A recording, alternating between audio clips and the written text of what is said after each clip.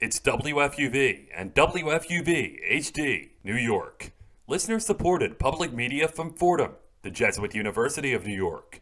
Right here on 90.7 FM, WFUV.org, and WFUVSports.org. This is One on One, New York's longest-running sports call-in show on 90.7 FM, WFUV.org, and WFUVSports.org.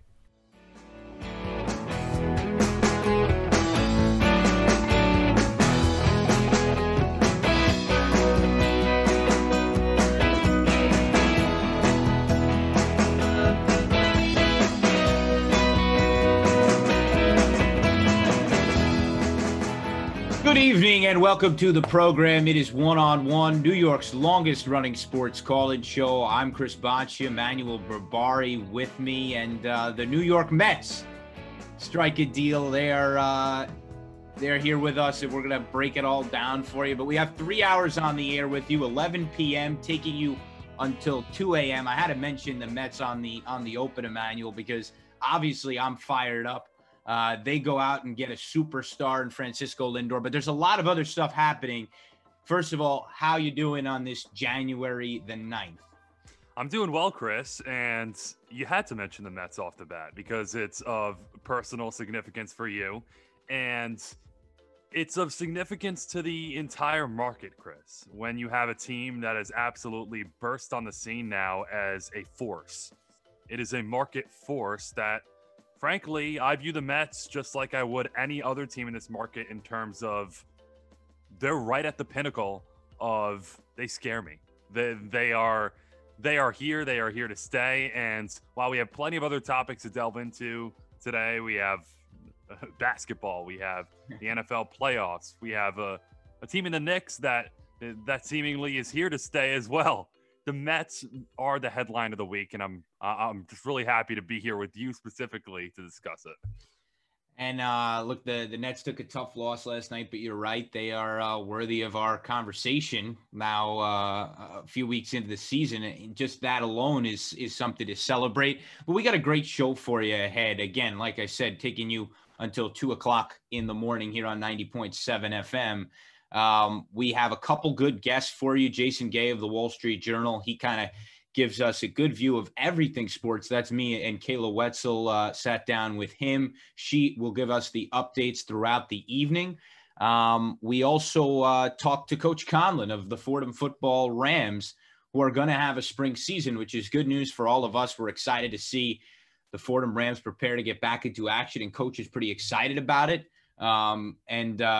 He sounded great. It sounds like his players sound great and are energized. So we're getting back into the swing of things. Obviously, Fordham men's and women's basketball is happening. You're covering that, Emmanuel, and we are here at WFUV. So there actually is some juice.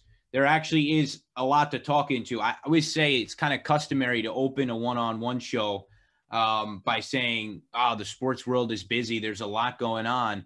And sometimes, it's not exactly earnest. We just say it. Right. Sometimes it's like the middle of summer and the Mets are off and not a lot's going on. But, obviously it's the job. So, not that we're being dishonest. No, we're not lying to you right now. There is a lot going on. Normally, actually, we are lying to you in a lot of ways because we're trying to sell you on the fact that we have a show to do and we churn out our topics. We try to put on the most entertaining show possible.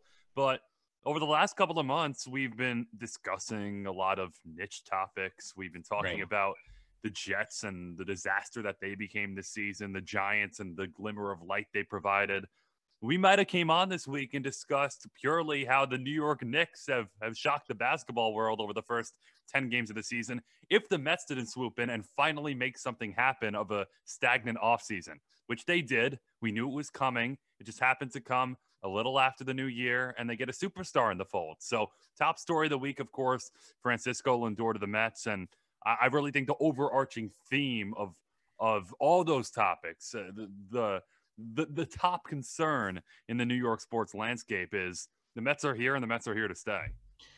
That's right. And I was expecting to come onto the program and not rip the Mets, but rip the sport of baseball, with the exception of the San Diego Padres. Everybody just with their hands in their pockets and not willing to spend a dime to take a risk.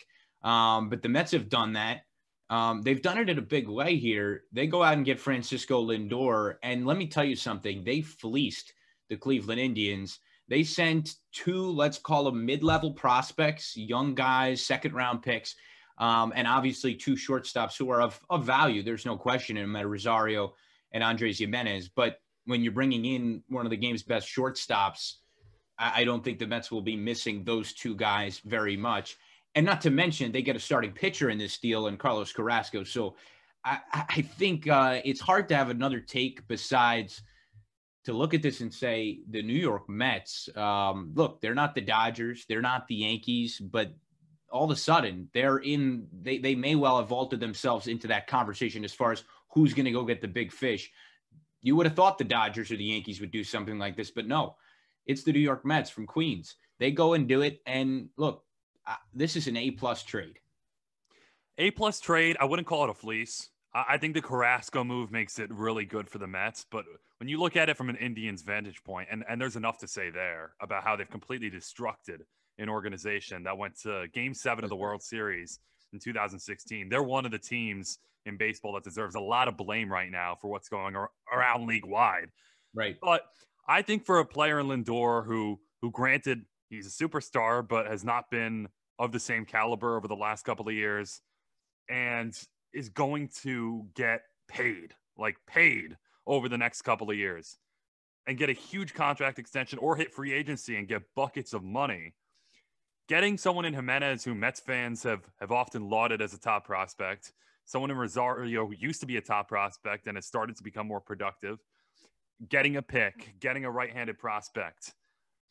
I don't think it's a fleece, but again, there are no complaints from me on the side of the New York Mets because you're getting a 27-year-old superstar like shortstop who you know will revive his play in some form on a winning baseball team, which is what the Mets will be.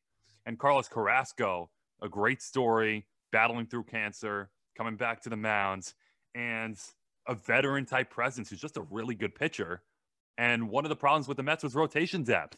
So you've addressed two glaring areas of the team up the middle and on the mounds.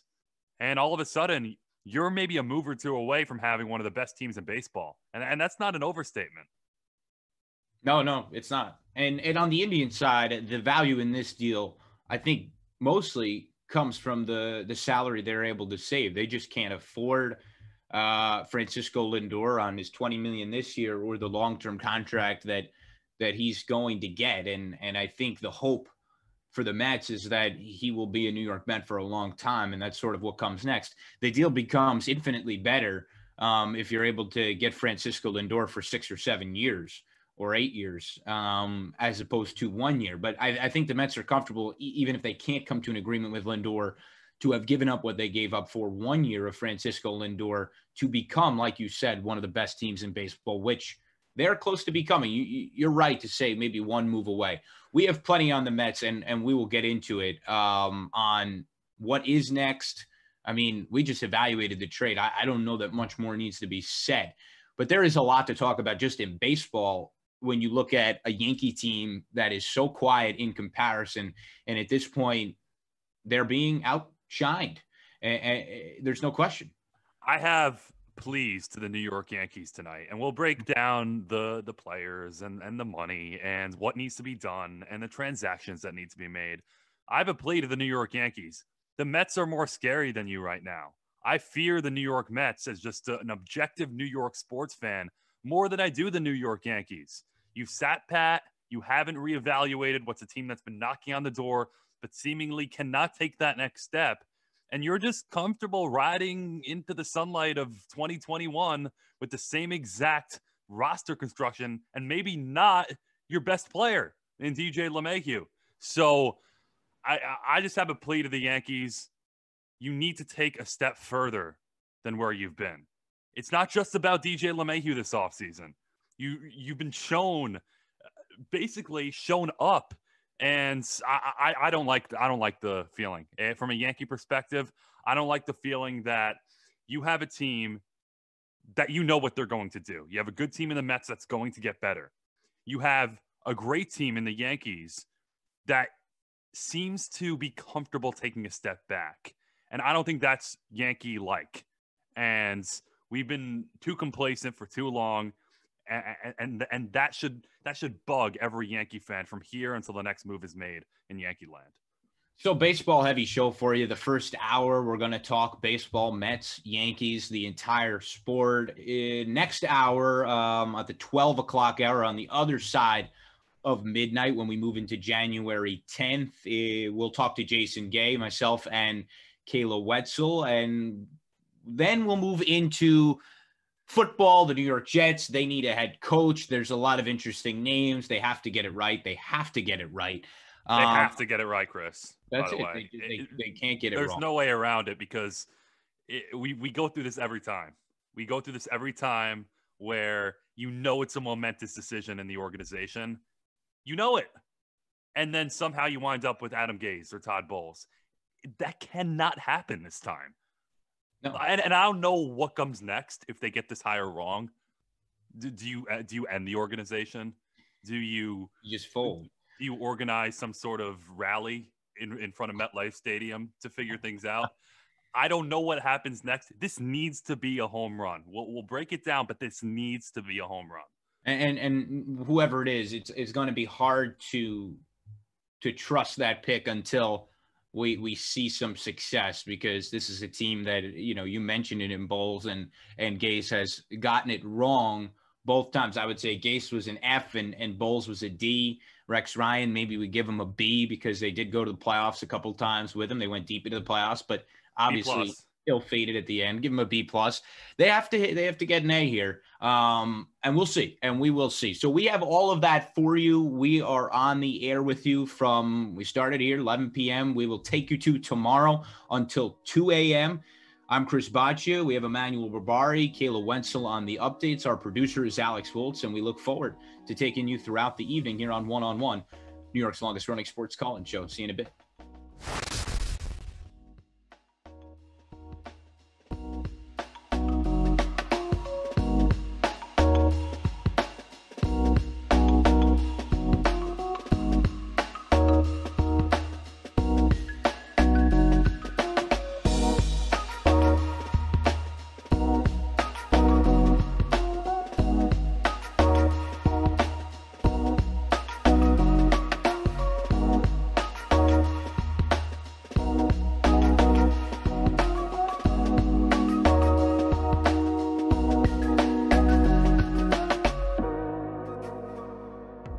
Be sure to follow WFUV Sports on all of our social media platforms. At WFUV Sports on Twitter, at WFUV_sports on Instagram, and WFUV Sports on Facebook and YouTube. WFUV Sports, home to New York's longest-running sports call-in show and the flagship station of Fordham Athletics.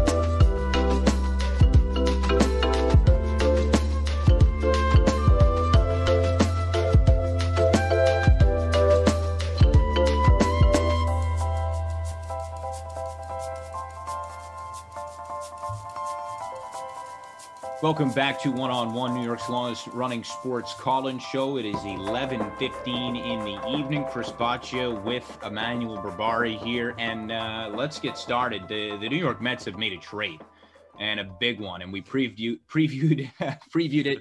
They made a trade, all right. They made a trade. We previewed it for you at the top, and now we're going to launch into the conversation, because this is one of the bigger, this could become, I don't want to jump ahead of myself, but one of the bigger deals in franchise history.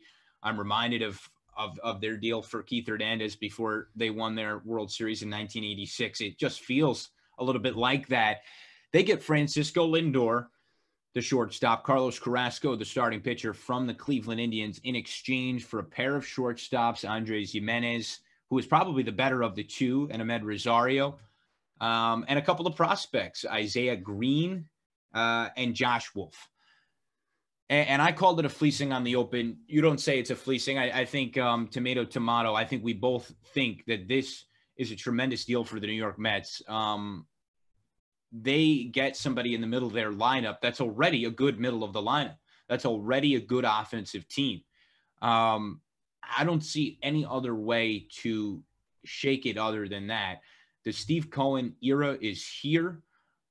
What the Mets showed that they could do is use the power of their pocketbook to make a big deal. This is something that the Yankees and the Dodgers have been doing for years. They figured it out a long time ago. We play in the biggest market in sports, biggest markets in the world.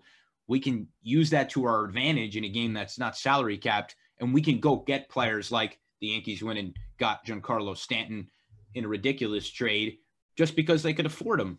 They went and got Garrett Cole just because they were probably the only team in baseball that was willing to shell out a contract like that. The Mets have always been a team that should be in that category of teams that can go do that, but they haven't been, obviously, with the Wilpons. And now everything is different. Everything is different. Everything's different. Everything. They've changed the landscape of New York baseball. They've changed the pecking order of teams per se in Major League Baseball that can make those type of moves. And I like the Stanton comparison, Chris, because the biggest factor in this trade was the money. The Mets are going to go into contract extension negotiations with Francisco Lindor. They will try to retain him long-term. Cleveland was not willing to do that. And we have bones to pick as well with Cleveland because they have ripped apart a really potent baseball team that had future Hall of Famers left and right. And now one of those future Hall of Famers is on the New York Mets. And you don't even need Francisco Lindor to be the MVP player of 3 years ago to win a World Series. The Mets don't even need that, which is the phenomenal striking part of this deal. They've drastically improved their defense up the middle. You have an all-world shortstop now. If he produces like Francisco Lindor of 2 years ago, great. He's your number 3 hitter, and he's going to make that lineup completely dynamic. But even if he doesn't, the Mets aren't lacking in offense. That wasn't the problem entering this offseason. So you could argue offensively, the Mets are virtually complete. George Springer or no, that would make them a super team, but you don't even need him at this stage. So that's what makes this a grade A trade. And number 2 on my wish list this offseason for the Mets, rotation depth. And a 33-year-old Carlos Carrasco who's been there, done that. You have no problem handing him the ball in a postseason scenario, harsh circumstances. It's perfect. I think it's a perfect trade for the Mets. I don't think it's a fleece like you said, but that's semantics. It's a great trade. You give it an A. You move from here. But I think the bigger evaluation, like you said, is this completely changes the structure of how we perceive the power rankings of Major League Baseball. Yeah, and let's get into that because we talk about the state of New York baseball, and I think that has all shifted. But let me pick a bone with you over your characterization of the Cleveland Indians because I have to take some issue here. I know they've ripped it apart. I know that it makes it kind of low-hanging fruit to rip them, but do they have a choice? I mean, to some extent, and I'm not going to call myself an expert on the Cleveland Indians that I follow everything they do, but I don't know that they have had any other choice but to strip down the same way you saw the Kansas City Royals do it after they won a World Series. Choice. You don't look at what Tampa Bay is doing. They're losing Blake Snell. I don't think that. Are these guys poor? Are these guys poor that are owning the team?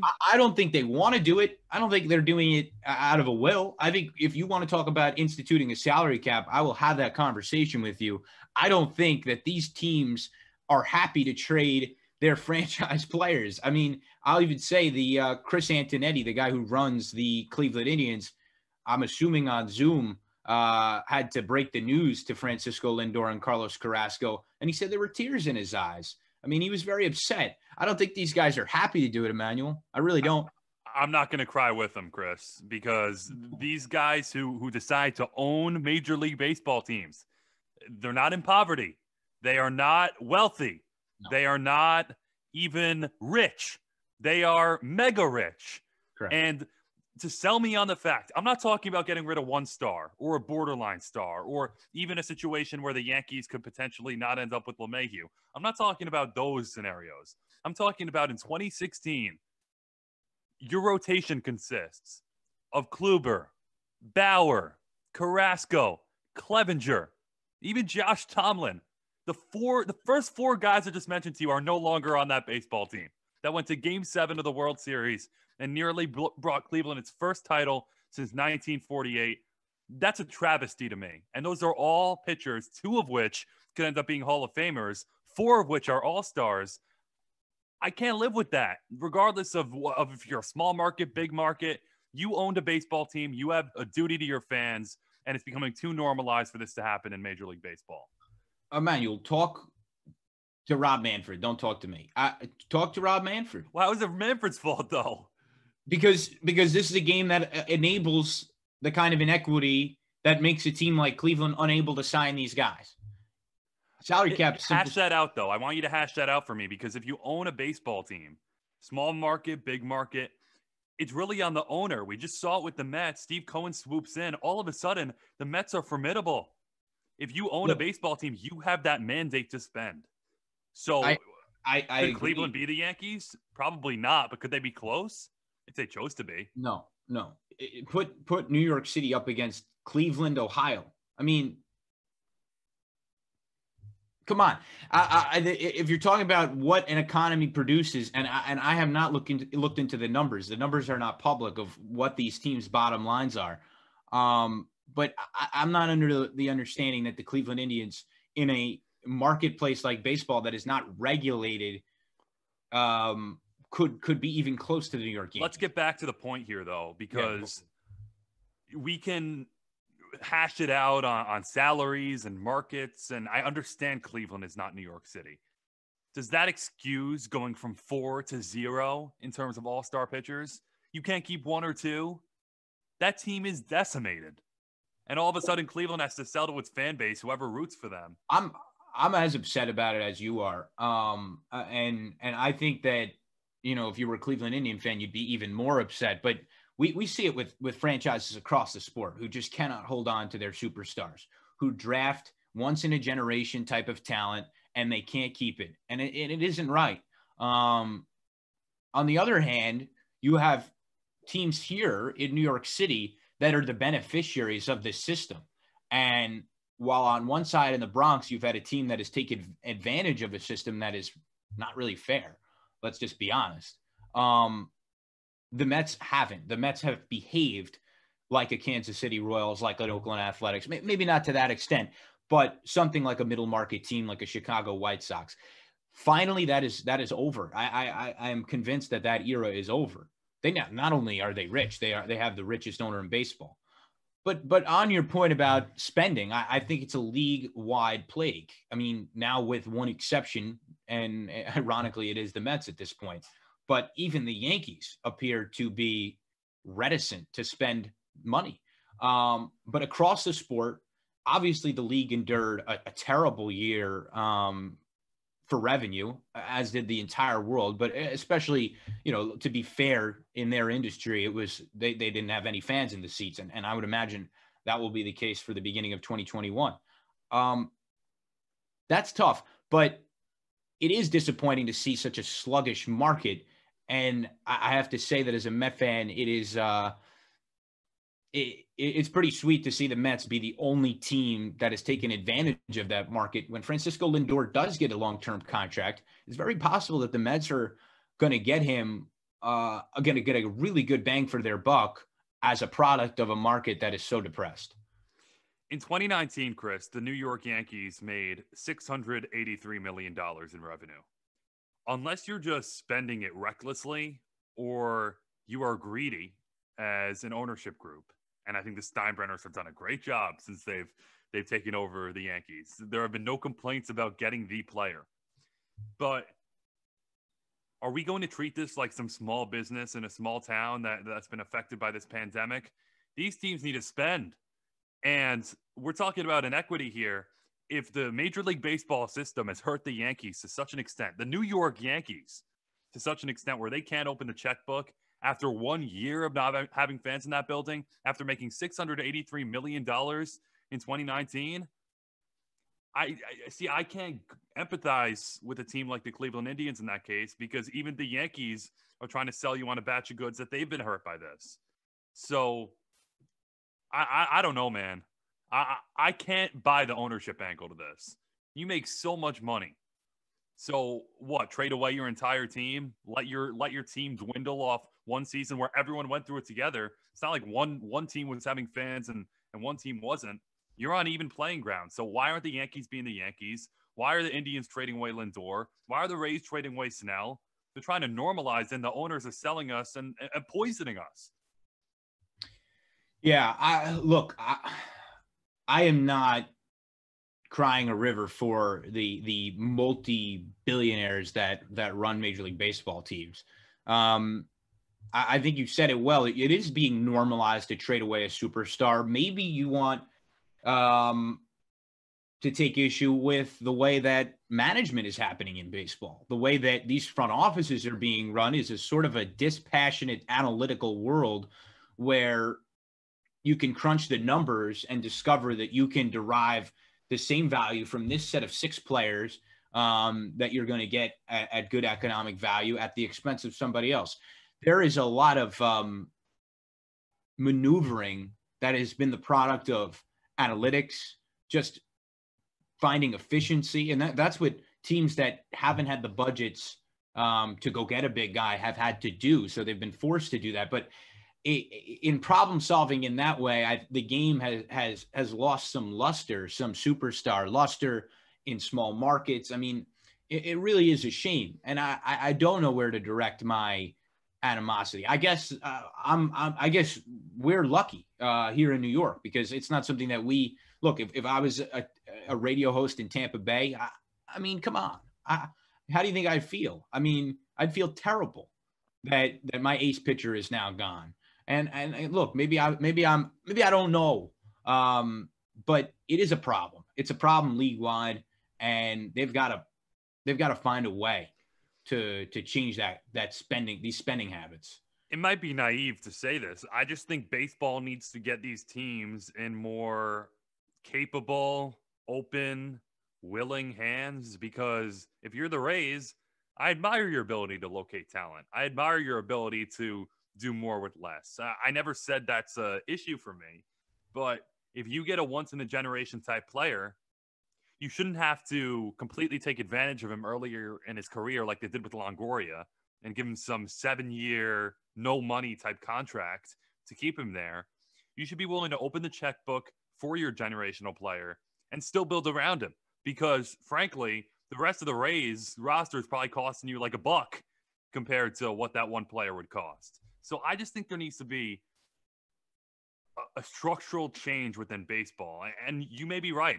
I may retract and say it is Manfred's fault, because there needs to be a structure here where owners assume teams that are willing to put a product on the field that their fans can be proud of, and not sell them this garbage of, oh, we just traded Blake Snell, but stay with us. We won 90-something games last year and went to the World Series.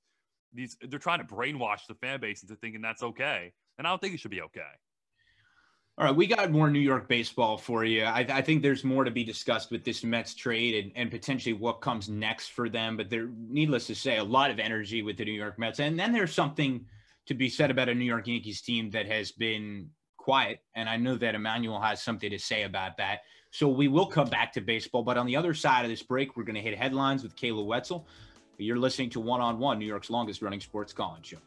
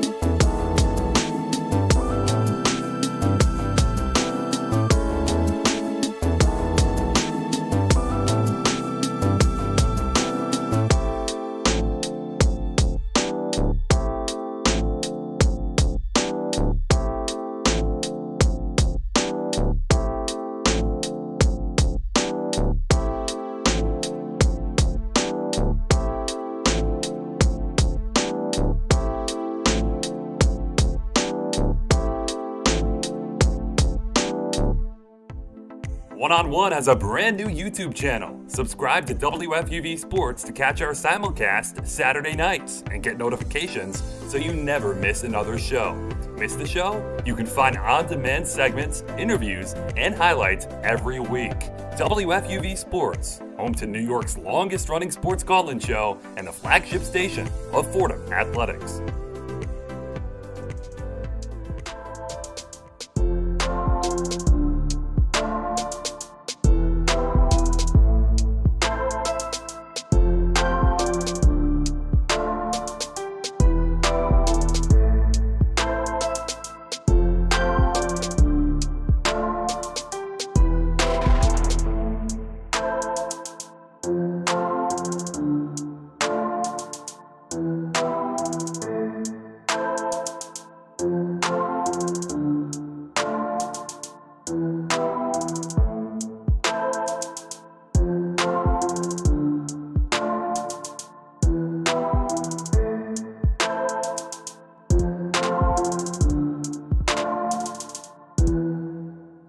Hello, everyone, and welcome back to One on One. I'm Kayla Wenzel, pleased to be here with Emmanuel Barbari and Chris Baccia.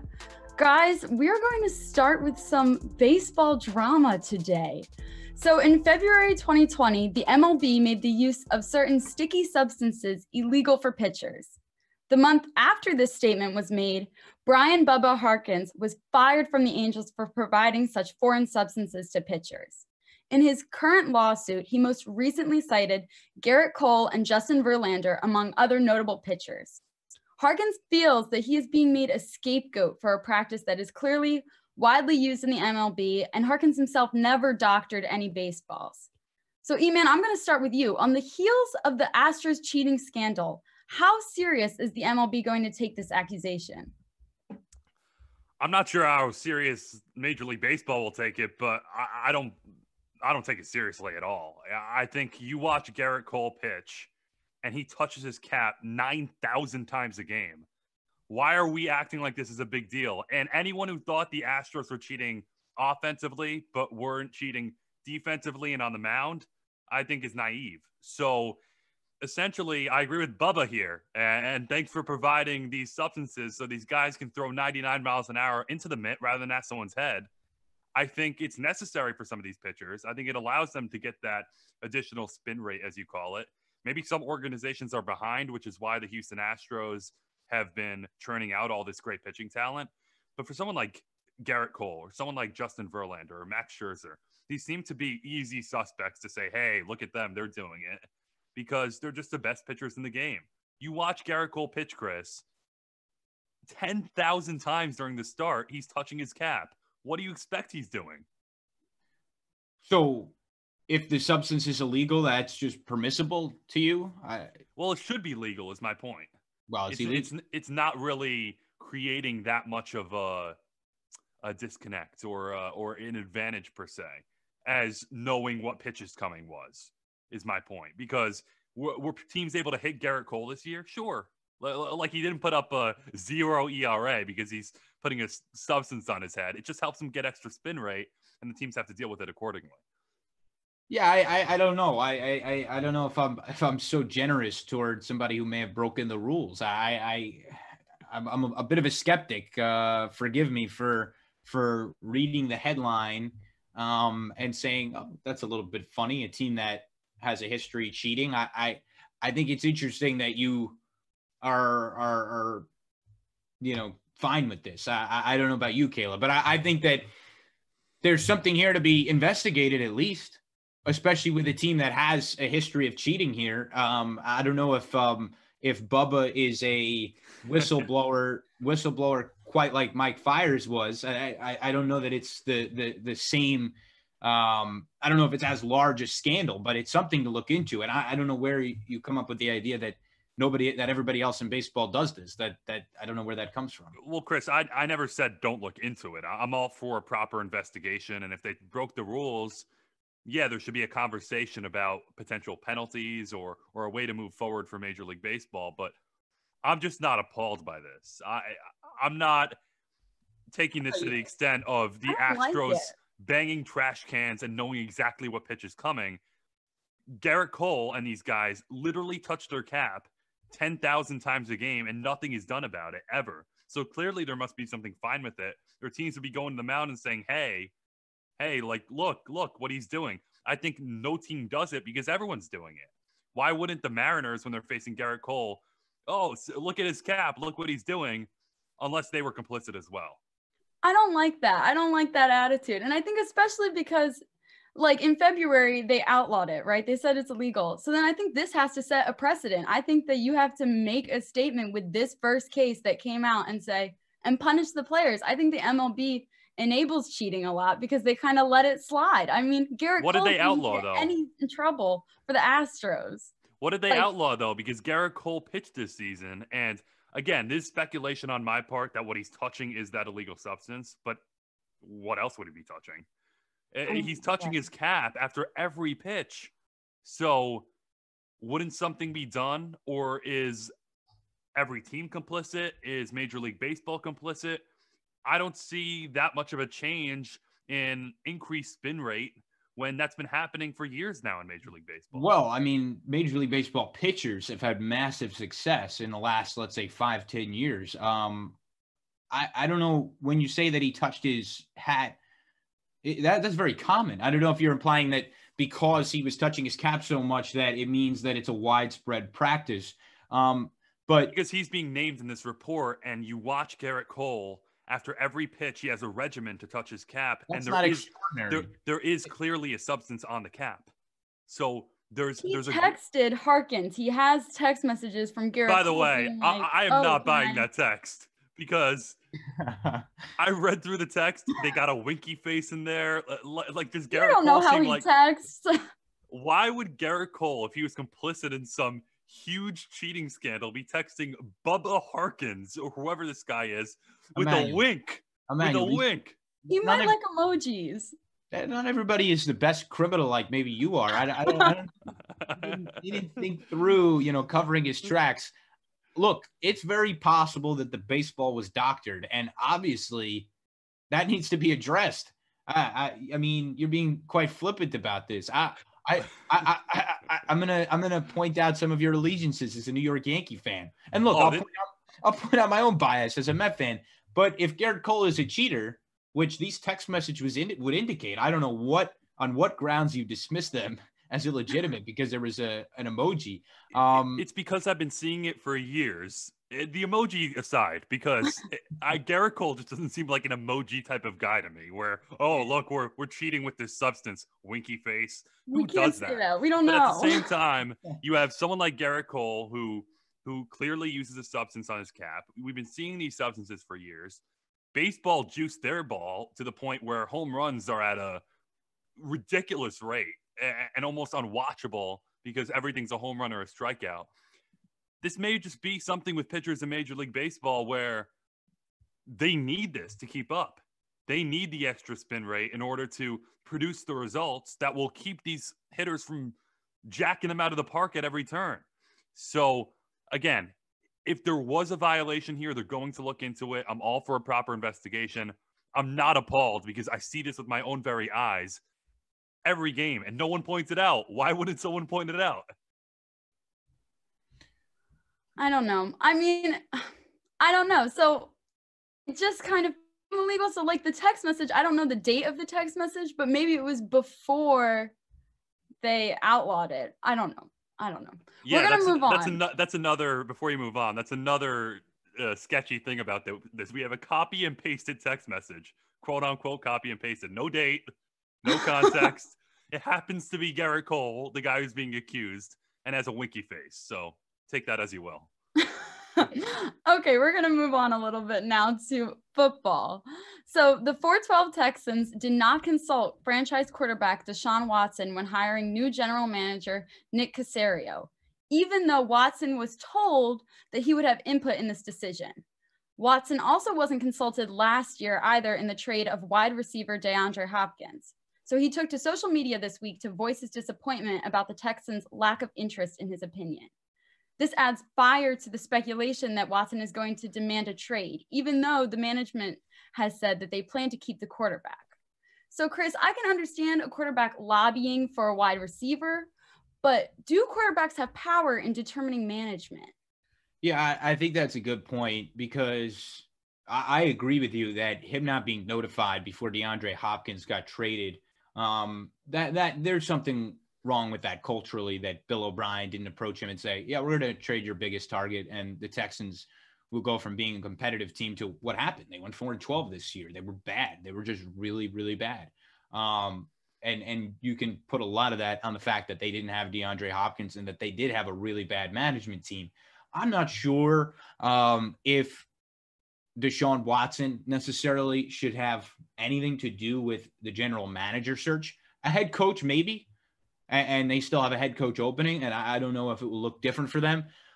I guess the fact that they told him that he would have a part in the GM search, I don't know why they told him that, if that wasn't going to be true. So in that sense, they're not being honest. And I guess that's coming from ownership, because there's no GM in the building until now. If he demands a trade, well, first of all, I think the Texans are a very attractive place to go for a head coaching job if you're going to inherit Deshaun Watson as your franchise quarterback. Now, that entire calculus is different if he wants to leave. Then it becomes a terrible job, a job that I don't want at all. But I guess if I have one spin to take away, if Deshaun Watson is on the market, Joe Douglas better be calling this new GM over in Houston and inquiring, because he's a great quarterback in my view. And the Jets should have taken him in the draft when they had the chance. Maybe this is an opportunity to go get a quarterback. With you there, Chris. Get him to the Jets. Do whatever is necessary to revive this dormant quarterback slot that the Jets have had for years. Yep. But besides the point, Deshaun Watson, and I think this is emblematic of a larger problem that's going on in sports, should have no say in head coaching hires, GM hires. Anything that has to do with the front office has nothing to do with the quarterback. Now, the fact he was lied to, if true, the fact he was lied to, I think is a major problem. You tell your franchise quarterback he's going to have a say in something, and then you don't consult him. That would be a scenario where if I'm Deshaun Watson, I would feel betrayed, and I would probably want out of Houston. But that doesn't take away the larger problem of you should not be promising him say in the hiring of a GM or the hiring of a head coach. The field play is a field play. He's a great quarterback. He should want a great roster. He should be telling the front office that. He should deal with what he's dealt with. But you don't get to decide the card you're dealt. You're not the GM, or else you'd be in that chair. So I just think it's a larger problem in sports where the NBA's become very problematic in this regard. Players just decide they're not happy because they're not in the loop in an organization. And then one day they up and leave. Yeah, they say, trade me, and then they get traded. It's all up to the players. And you don't want to create this narrative in every sport where the quarterback is running the franchise. Head coaches shouldn't be running the franchise unless you're Bill Belichick. Why are we letting Deshaun Watson run the Texans? I have an issue with that. And that was the origin of the problem for the Texans to begin with. Bill O'Brien was the head coach and the general manager, which made no sense because he's a bad head coach and he's also happens to be a bad general manager. I agree with you that there are all kinds of conflicts of interest if the quarterback has input over the GM. Unfortunately, the way it works, it's not the happiest scenario, but the GM is not supposed to be so personally tied to the players that they can, the idea is that there's a little bit of a disconnect. The head coach takes what the GM gives them. So I agree that it is absolutely bizarre that he was promised to have anything to do with that. Chris, we were talking about the Oakland A's before. Remember Moneyball, where Billy Beane, who's Brad Pitt in that movie, basically says, I can't fly with the team. I don't want to be buddy-buddy with these guys. I got to be able to trade them, cut them, release them, do what I have to do to create the best product on the field. So all of a sudden, you provide Deshaun Watson, a player you should be able to trade or extend or cut or do whatever you need to with for the betterment of the organization. You give him that ability to hire, fire the GM, fire the head coach. You basically make him the de facto GM at that point. How are his players supposed to react that are going to war with Deshaun Watson every day? And how is he supposed to assume that power? I just think, like you said, Chris, major conflict of interest. And I think the root of the problem is the story here. Yeah, and I kind of agree too in that it's not even like it's Tom Brady with the Patriots or anything like that. Like someone who's been there for so long, and like I feel like he should have more of a say in that type of thing. But it's Deshaun Watson with the Texans. I mean, he's been there since like what, 2017? It hasn't really been all that long that he's like established himself as somebody who can make these decisions and who deserves to make these decisions. I mean, especially if he's just going to up and ask for a trade, why should he make the decision for your general manager? I mean, he might not even want to stay with you guys. Personally, I love it. Get him to the Jets right now. Get a package going. Get discussions going. Joe Douglas is where opportunists step in and get the job done. Yeah. Need a quarterback. Don't worry about Trevor Lawrence. You lost out on him. You have the number 2 pick. Deshaun Watson is better than Justin Fields ever will be. Go make the trade, and let's put an end to this and stop discussing why the Texans are wrong and start discussing why the Jets are right. That's what I need. I like that. I think it solves a lot of problems. And all of a sudden, we're going to be talking about the Jets like they're the Mets. They go out and get a quarterback. They have the number 2 pick, and all of a sudden, the entire energy is different. And I'm a Jets optimist, but I've fallen into that trap before. But in reality, if they went and got Deshaun Watson, and let's not get ahead of ourselves, it really would change everything. It would change New York sports. We're talking about the Mets as a revived franchise. You got the Nets and the Knicks balling out. You got the Yankees. You got the Giants on the up and up. You would have, it would just be beautiful. Let's not indulge. Yeah, I don't know if it's going to happen. He might just be like saying that, like, oh, now I'm going to ask for a trade. You know what I mean? But he might not actually want to do that. We're going to indulge for a second because later in the show, we're going to get a harsh return to reality with the Jets head coaching search and interviewing Marvin Lewis. So we can be a little unrealistic for a second. You don't like Marvin Lewis, huh? Well, yeah, we'll get into that. I'm not a fan. No, yeah. I don't know how it's going to turn out. I'm not sure that quarterbacks should decide general management. I don't think that they really should have anything to do with the front office. So we'll see how that all turns out. We're going to turn to a little bit more of a somber topic. Hall of Famer Tommy Lasorda died yesterday of a heart attack at the age of 93. He was the only manager to win a World Series and an Olympic gold medal. Lasorda spent 71 years with the Dodgers, and he was a manager for 20 of those years. And during his time, 1976 to 1996, he won 2 world championships, 4 National League titles, and 8 division pennants. And this makes me happy. He was there to see the Dodgers win the 2020 World Series. So he was really just an incredible ambassador for baseball, guys. And I mean, he's really just an irreplaceable type of man, I think. Irreplaceable. Chris, he adds to all the big time names big and small that we've lost here in the year 2020. It started as a year with unbelievable loss, and it continued with the pandemic affecting so many lives. And now we wrap it up into 2021 with Tommy Lasorda, who, as Kayla mentioned, that was my takeaway. I'm really happy he got to see a Dodgers World Series and then break that drought before his passing. And an unfortunate loss for the baseball world, but a legend nonetheless. And those type of names live on. Chris? Yep, I think I'm here. You hear me? No worries. We lost Chris there for a second. Well, if you have me now, I would. Yeah, I think ambassador to the game. Really well said, and I'm blown away by 71 years with one franchise. I mean, that is a staggering number. Lasorda, a guy who was a riot on the field when he got fired up in the days before replay and disagreed with a call. There was no one who had who threw his hat and was more entertaining on the baseball field. Is something that I miss about the game. But 2 world championships,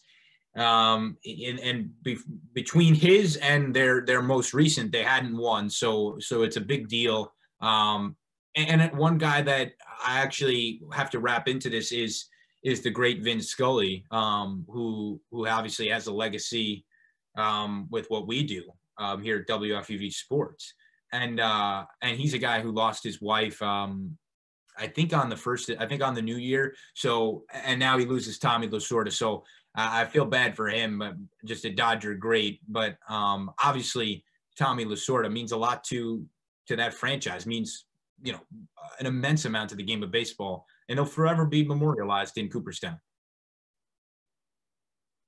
Yeah, I think anecdotally a little bit, I'm a Phillies fan, but he always used to have this, my dad was talking to me about it, he always used to have this feud with the Fanatic, and Lasorda would always like pretend to be fighting the Fanatic or whatever. So he really just had such a great presence, like on and off the field. I think that he was just like an exuberant type of general manager, I think. And like you were talking about, Chris, he brought something else. I think that sometimes general managers, we don't see them react all that much. They're kind of a little stoic sometimes. And he was not like that at all. He was always like pumping his fist and getting excited and hugging his players. So I really loved that. And I really love that type of presence that he brought to the Diamond. Larger than life figure. And like we were saying, you know baseball, you know Tommy Lasorda. There's that connection. And those type of names, they just live on. So rest in peace. And I think it was just big, really big, that he was able to be sent off with the Dodgers title.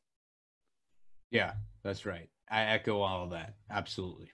All right. Well, that'll do it for our headlines here with Kayla Wetzel. Good conversation all around, talking about the sticky situation in baseball, the 4-12 Texans, Tommy Lasorda, who loses his life at 93 years old. Certainly a long and wholesome life. On the other side of this break, we have an interview set with Jason Gay of the Wall Street Journal, and we take a view through all of sports, baseball, get into something that we do want to discuss, which is the events on Wednesday at the United States Capitol, where there was an attack on American democracy and the American processes. So we talked about how that sort of intersects with sports with Jason, who gave us a good view on that. That's on the other side of this, myself and Kayla Wetzel. And then we'll come back and we'll get more into the baseball and all the other stuff. You're listening to One on One, New York's longest running sports call-in show.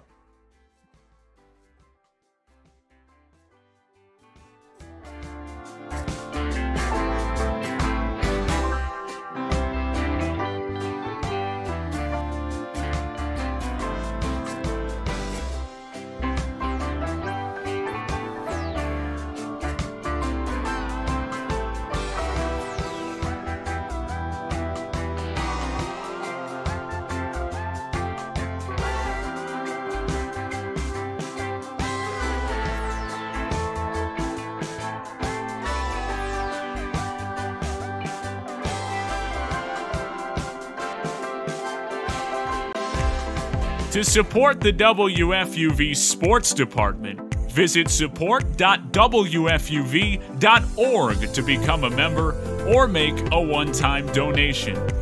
WFUV Sports, home to New York's longest-running sports call-in show and the flagship station of Fordham Athletics.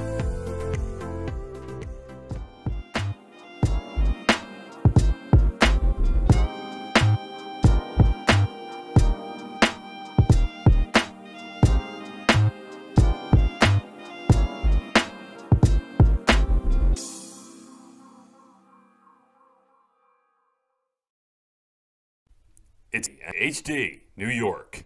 Listener-supported public media from Fordham, the Jesuit University of New York. Right here on 90.7 FM, WFUV.org, and WFUVsports.org. This, New York's longest-running sports call-in show on 90.7 FM, WFUV.org, and WFUVsports.org. Hello and welcome back to One on One, New York's longest running sports call-in show. We are pleased to be joined with a special guest, Jason Gay of the Wall Street Journal. He is the sports columnist at the Journal, and really happy to have you with us. Jason, how are you today? All right. So the news of really the day, the news of the last 24 hours in at least New York sports is the New York Mets, who strike a big deal. They get Francisco Lindor, also Carlos Carrasco from the Cleveland Indians, for a pair of prospects, a couple of young players, a couple of young shortstops. So I want to start there on your immediate reaction to a really big deal in New York sports, the new Steve Cohen-led Mets, sort of shaking things up and striking a big deal, and just your reaction immediately. It's like Darth Vader looking out the window of the Death Star and seeing a bigger Death Star. I think that's what it's like. I think that the Yankees have been the presumptive heavy in not just New York, but in all of baseball for such a long time, the team that ultimately would outspend anybody. And to now look out the window and see, a crossover in Citi Field, a club that is eager, willing, aggressive, and will put more money down maybe than the Yankees will, is a incredible seismic shift in the power balance of baseball in the city, but also baseball overall. Yeah, you mentioned that the Yankees are a little quiet this offseason, which is a little strange because they're normally the aggressor. Do you think that they have something big coming soon? Do you think they're going to make a big splash?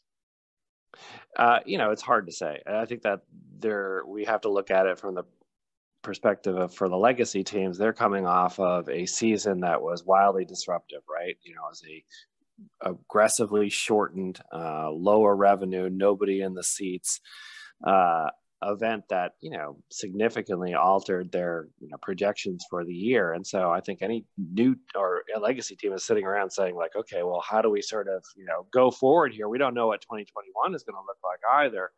Whereas the Mets are just kind of like fresh on the scene and willing to spend, and they're like the new guy in town, right? And it's a different dynamic over at Citi Field for sure. So I would say that the Yankees, if they're being timid right here, they're not terribly different than most other clubs in the sport. What's different is that you have this team like the Mets that doesn't have to actually spend too much time worrying about what happened last year, because it's all about the now and what happens from now. Jason, I want to get into football and the NFL, but before that, you write a lot about the intersection of sports and sort of what's also happening in the world. And I think the sports world is reacting to what happened on Wednesday at the United States Capitol, where there was an attack by a mob of Donald Trump's supporters. You saw reaction in the NBA, which has sort of become the more vocal or the most vocal of the professional leagues, and they've taken on that role throughout the summer during the Black Lives Matter protests, and now they're speaking out again, and Doc Rivers being one example. I'm curious of your perspective. There's a long sports history of athletes and just sports in general of having a voice in these issues. Your perspective on seeing the NBA step up, what you might expect from other leagues. Is this something that we should expect going forward to be sort of a part of sports culture? Well, you said it better than I could. I mean, there is, as you said, this very rich and long tradition of activism within sports. And anybody who thinks this is some sort of thing that started percolating in the last 18 months is out of their mind. It goes generations long. And there are many, many examples where sports and professional sports in particular have been a catalyst for social change.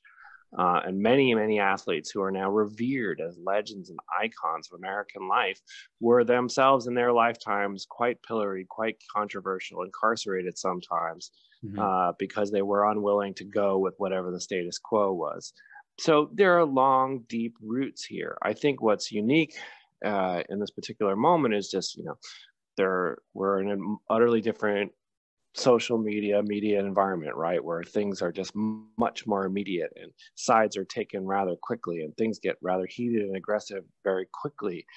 The NBA, I think, is structured such that it works effectively as a partnership between the athletes and the ownership structure of the league. It's pretty obvious. You take out a dozen or so individuals from the NBA, it's not the NBA anymore. So the people who, are the superstars recognize that leverage. And we're, I think, blessed to have a generation of athletes now who are socially active, leading with somebody like LeBron James. I mean, how singular it is to have inarguably one of the greatest athletes of all time, one of the most recognizable athletes in the world, willing to put skin in the game, willing to be at the front of these conversations and not shy away from them, which is a compulsion we've seen in the past, right? We've seen athletes who just, this wasn't what they wanted to do. So I think that, obviously the NBA is a little forward leading here. But with regard to what happened the other day and how that relates to sports, I think, I think everybody is feeling some element of, mortification and lack of surprise, maybe, and are waiting to see what the fallout is from it. But I think that this was some sort of shock event. I think this was something that was not terribly surprising to people who have been following the tenor of the rhetoric and the divisiveness for quite a long time. And like anybody, I was, appalled by what I saw on Wednesday. No, yeah. It was definitely a horrifying event, and it was very sad to witness a day like that in our history, for sure. I'm going to kind of turn the tides a little bit. I'm going to sort of move over into the NFL. We're coming into the first weekend here of playoffs. So you've written a lot about this recently, and so I kind of want to get your thoughts on who is your Super Bowl pick? Who do you kind of see going all the way this year? All right. Well, it's probably, fair to get it on the record. I'm going to give you a utterly boring, pick, which is that it's awfully hard to think that Patrick Mahomes, when all is said and done, is going to be beatable in a playoff format. They're defending Super Bowl champions. They have shown an ability not just to win, but to win from behind. They did that last year, and they've done it a few times this year. They've looked at times a little lethargic as a team in the latter half of the season, but this is a club that is wildly experienced, wildly talented, well coached. If anybody is going to knock them off, I would suspect it's Buffalo, which is a team that's playing with a great deal of energy, great offense right now. There's this local enthusiasm, the fact that they're able to play a game in Buffalo and they're going to have a small handful of fans there, I think is going to be a nice push on the back for them. And then the NFC, I feel it's quite a bit more volatile, but the Packers, it's hard to sort of say, okay, well, they have this home field advantage in 2021, because what is home field advantage right now, right? There aren't going to be butts in the seats at Lambeau Field, I don't think. So is it a meteorological thing? Like they're going to be better if it's freezing cold and snow? Maybe. We've seen that already in the season. So I would say that, the Packers, of course, as a top seed and having that home field will have some sort of advantage, but I can see any collection of teams, whether it's the Saints, Seahawks, having a shot at this. And what a weird and wild story we'd have if it was Tampa and Tom Brady. I mean, they've got a long road, right? They got to do it on the road this opening weekend against Washington. But were they to get there, you've probably talked about this before, but no one's ever played a Super Bowl in their home stadium. How weird would that be? That's actually never happened in the 50 some odd years of having this game. No one's ever actually been the home team host team. And so that would be pretty special. And how it would raise the legendary status of an already legendary quarterback to go do it in another uniform. Another team, the Cleveland Browns, that's in the playoffs, I think draws a parallel to maybe myself being a hopeful New York Jets fan that wants to see the ship get turned around, and a Browns team that was bad for so long, finally good. The Jets are in the place that the Browns were. We used to say that, oh, at least there's the Browns when to find a worse example of an NFL team. But the Jets are that team now. They are what the Browns have been for a long time. When it comes to turning around, I think everybody agrees it starts with a head coach. I'm curious if you have somebody in mind for that job for the Jets that you think could potentially right the ship here. I'll do it.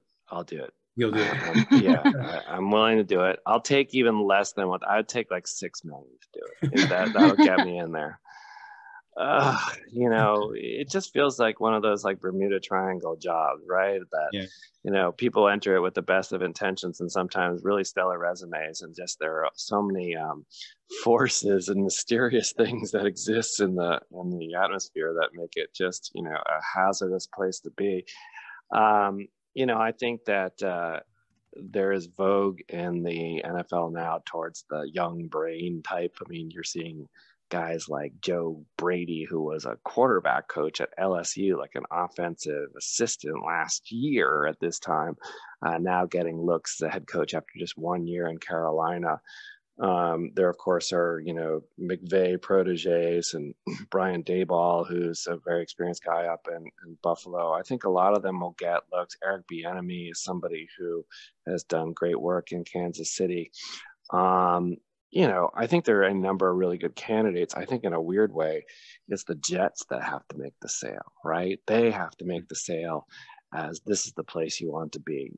They have this, they have some foundational talent. They have a very, very high draft pick, the number 2 draft pick. So they have some very attractive things, and New York's not the worst place to be. We all know this, right? We're all New Yorkers. But it is kind of an odd environment where there's a lot of baggage that comes with that franchise. And so if you're talking about an attractive candidate who has the pick of any kind of job they want, if they could go off to coach San Diego or Los Angeles Chargers rather, or Jacksonville, how do the Jets possibly make their case over those teams? So I think that's going to be the interesting dynamic here, is the Jets actually have to go out and sell themselves.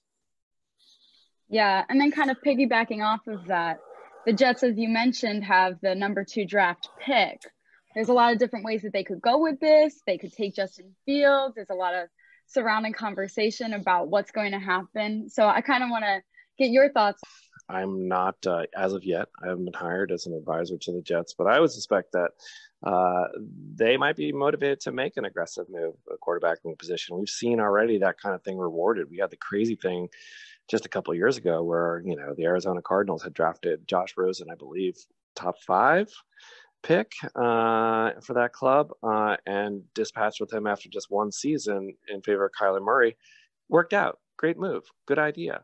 If they feel as confident in somebody like Justin Fields to step in there and be an impact player from the jump, then maybe it is time to cut ties with somebody like Sam Darnold, who, came in again as a very, very well-regarded player, and, I think is quite well liked. But might not have the consistency and promise that he once had. This league is ruthless, and we see it each and every week. And so I think there is less of a inclination to wait around and worry about the feelings of the future if there's something presumably better around the corner. How's that for a bunch of aphorisms? That's good. That's perfect. And we appreciate the time. Jason Gay of the Wall Street Journal doing us a service, coming on and giving us some wisdom on New York sports in general. Thanks so much for joining us, Jason. Can I ask you guys a question? Yeah, please. How are you holding up? How are you doing through all this? Good. I mean, we've moved completely virtually, obviously here we are on Zoom, but we've found a way, we've adjusted. It's given us a chance to go digital, which we needed to do as it was. So, we're rolling with the punches. Okay. Well, stay at it, stay with it, remain confident, enthusiastic. I encourage you, don't let anybody try to talk you out of doing what you want to do. It is, a wonderful world out there, and there's always room for great, awesome talent. And so thank you so much for having me on the program. Thank you. Thank you for those words.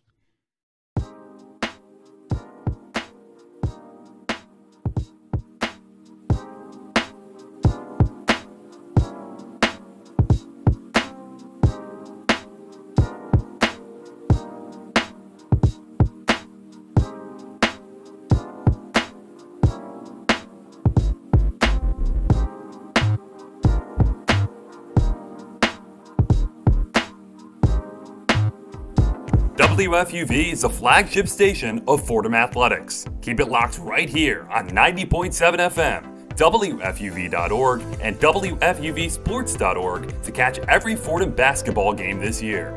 We'll take you through an extraordinary season with live play-by-play and in-depth pregame and postgame analysis. WFUV Sports, home to New York's longest-running sports call-in show and the flagship station of Fordham Athletics.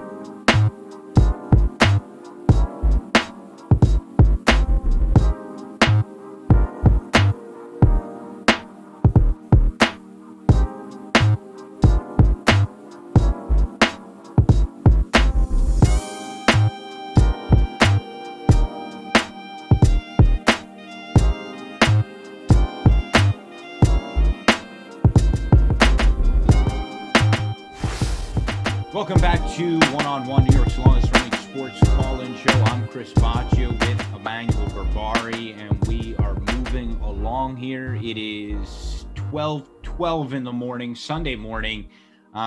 We move into a full slate of football after a full slate of Saturday playoff football, I should mention. But we still have more baseball to get into, and the fallout of the Mets' massive blockbuster 6-player trade involving Francisco Lindor. And I think there remains a little bit more to be said here, but we certainly have to get into the New York Yankees as well. For the Mets here, it just took a couple prospects and then a couple of major league ready young talent in Jimenez and Rosario. But I think notably, it is unbelievable that they got away with this deal without trading top farm prospect. I mean, these guys are mid-level Mets prospects, and their second-round picks drafted by Brodie Van Wagenen, notably. So I think that was a huge reason why Sandy Alderson was really, didn't worry too much about dealing these guys. I think the next part of this, Emmanuel, is what comes next for the Mets. And I think this is an important conversation. To me, when you get Lindor, do you need Springer now? Probably not. If they could get somebody to play a true center field for them, though, that would go a long way for this team, because they face a bit of an issue with Dominic Smith in left field. And Sandy Alderson indicated very clearly that he doesn't want to see Dominic Smith play left field, and he seems to be lobbying Major League Baseball for the designated hitter in the National League. But we're not sure if that's going to happen. It doesn't appear so. So based on that, they have a defensive problem. So if it's me, I like somebody like Jackie Bradley Jr., who will play a really good center field and potentially make up for what you lose in left field. And by the way, that displaces Brandon Nimmo. So you're not sure what happens there. But if there is one move for the Mets, well, let's say two. One, it's got to be a re-sign of Francisco Lindor, long-term deal. I mean, he's only 27 years old. Give him 6-7 years. And then to me, there's still a starting pitcher that the New York Mets need to go chase, and his name is Trevor Bauer. And if you're the Mets, you're not getting stupid here. You have more money to pay for Lindor, for Conforto, for some of these other players that are going to be part of your long-term picture. So I love the idea of a Jackie Bradley Jr. I think you add a veteran championship caliber center fielder who can play a great defensive center field. His bat is drastically improved as his career has moved along. It's not like he's incompetent when he's up at the plate. He's turned into a guy who has eclipsed an 800 OPS as of last season. So I love the idea of Bradley Jr. I think your idea is to get a competent center fielder. You don't need a superstar now that you've already acquired one. Would George Springer make this maybe a super team? The case could be made that it would be a final killer punch. But I think those resources can be better spent elsewhere. You are solidifying your status up the middle with a Jackie Bradley Jr. move. You have Lindor at short. You have McCann behind the plate. That is not a bad place to be in if you're the Mets. And then you've already shored up the back end of the rotation with Carlos Carrasco. You maybe add another piece to make sure you're not going to be shorthanded in the event of injuries. Then you invest the rest in the bullpen. Chris, I'll throw this at you. Do you really think they need a Trevor Bauer at this stage? Look, I don't think it's a need. Especially this rotation looks really good. And the Carrasco part makes an impact because they, more than anything, need depth. But you can't rely on a Noah Syndergaard. I don't know how much you can bank on getting out of Marcus Stroman. I certainly think you hope that you get something big out of Marcus Stroman, who hasn't given the Mets a ton of innings because he opted out of last season. And he's playing for a contract, so you hope you get something there. But certainly another piece. I mean, a middle-of-the-rotation piece would probably be sufficient in Odorizzi or something of that nature. But if they went and got Trevor Bauer, it just takes this team to another level. I mean, right now they're competitive with the Braves.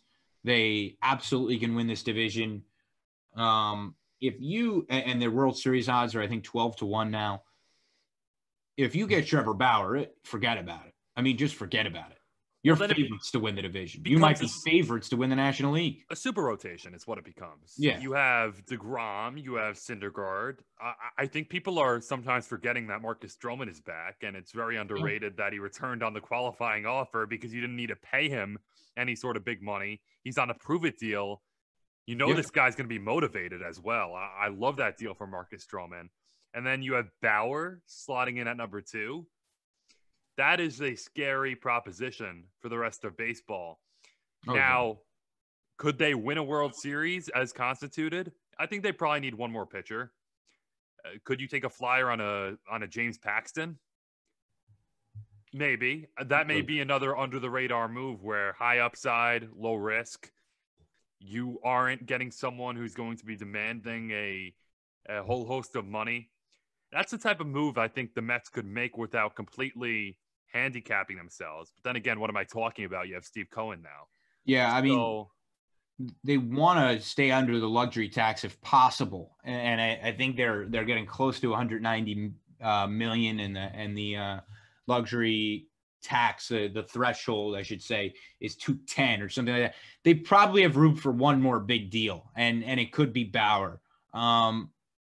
If it's not Bauer, though, and if it's not Bauer, I really can't pout. I really have no right. I think you can, though. I think you can pout. I don't think I can pout. I'm not going to pout. Look, the best that the Mets have given for me over the years, it would be. I'm not a Yankee fan. Look, I know that's how you would treat it as a Yankee fan. You can get greedy, though. You can get greedy. It's okay, Chris. I mean, you got James McCann. We got Lindor. I expect them to re-sign him. And by the way, let me say this. The James McCann deal looks pretty good right now in a market that's so terrible. And I'm imagining that they knew that they had a big fish to go get offensively. So why get Real Muto if you're going to go the Lindor direction? I mean, this trade is hard to criticize. If they don't go the Bauer direction, was where I was going, I think Brad Hand is a guy who could make a really big impact in the team's bullpen. I mean, they could use left-handed help. So if you can shorten a game with a great rotation, that's great. But the good alternative is to Bauer is a middle-of-the-line rotation guy and a closer caliber left-handed pitcher like Brad Hand, and then maybe a Bradley Jr. Maybe you go offense. I do think this team has one more big move in it before all is said and done before spring training. It would feel a little empty. That's why, even though they just got Lindor, it's hard to accelerate what's already been a pleasing week for Mets fans. If you just go into spring training, and I don't think this will happen, but if you went in with Lindor, James McCann, Carlos Carrasco, something would feel out of the mix. You'd feel like you're almost there, but you're not quite there. Does that mean it needs to be a Bauer? Does it even mean it needs to be a starting pitcher? I'm not sure about that. The bullpen's been a big Achilles heel throughout the last decade of Mets baseball. So I would tend to lean in that direction. Is Seth Lugo a starter this year? Or is he a bullpen arm? Because if he's a bullpen arm, your bullpen becomes that much better already without adding a Brad Hand. But if he's a starting rotation arm, maybe you don't need Bauer. And then you add to the bullpen. So I think that's a big X factor there for the Mets. I think it is too. And I think that Lugo is a bullpen guy because he really gives the bullpen something it needs, especially it's going to lose Justin Wilson. Obviously they went out and got Trevor May, which is important, but I think the bullpen is always a Mets concern for me. And I like Lugo there. I like Gesellman there, frankly, too. I like David Peterson in the rotation. Obviously, a lot of hope for the Mets. On the other side, the New York Yankees have been quiet. They have been quiet. And I know that you have a lot to say about that, so I won't even tee it up for you. You just give me your thoughts. I'm frustrated, Chris, as a Yankee fan. And that may sound like a privileged thing to say. You're normally getting the big fish. You finally see the Mets get someone notable. You finally see the Mets act like a big market team. You finally see the Mets in a position where they're revered around baseball. And now I'm saying I'm frustrated. But it doesn't have anything to do with the Mets. It has to do with the fact that the Yankees are complacent. and they are not going all in on what's a team that should be ready to not only compete for a championship, but be the top dog in Major League Baseball. You didn't bring in Garrett Cole to be one of the best. You brought in Garrett Cole to be the best. And right now, you enter spring training tomorrow. Of course, that's not happening. But as currently constituted, the Yankees have Garrett Cole and 4 question marks behind him in the rotation. Basically, 4 blanks. Not to discredit Jordan Montgomery or Domingo Germán or Michael King or Davy Garcia, but these are young, relatively unproven commodities. You don't have Luis Severino back until June at best, maybe July, from his Tommy John surgery. Where are the answers in the rotation? I'm tired of all the LeMahieu talk because you can add LeMahieu, and all that does is make you as good as you were last year.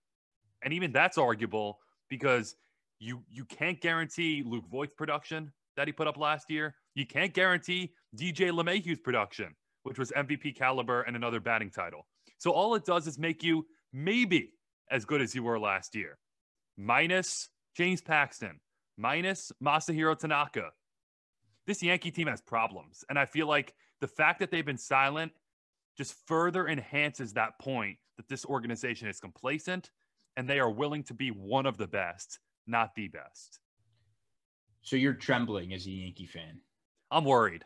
I am. And I said the Mets deal, terrified would be an overstatement, but I said the Mets deal doesn't have that big a bearing. It does in the sense that it just sounds the alarm of, what are you doing? You're sitting here. The team across town is solidifying itself as a World Series contender as we speak.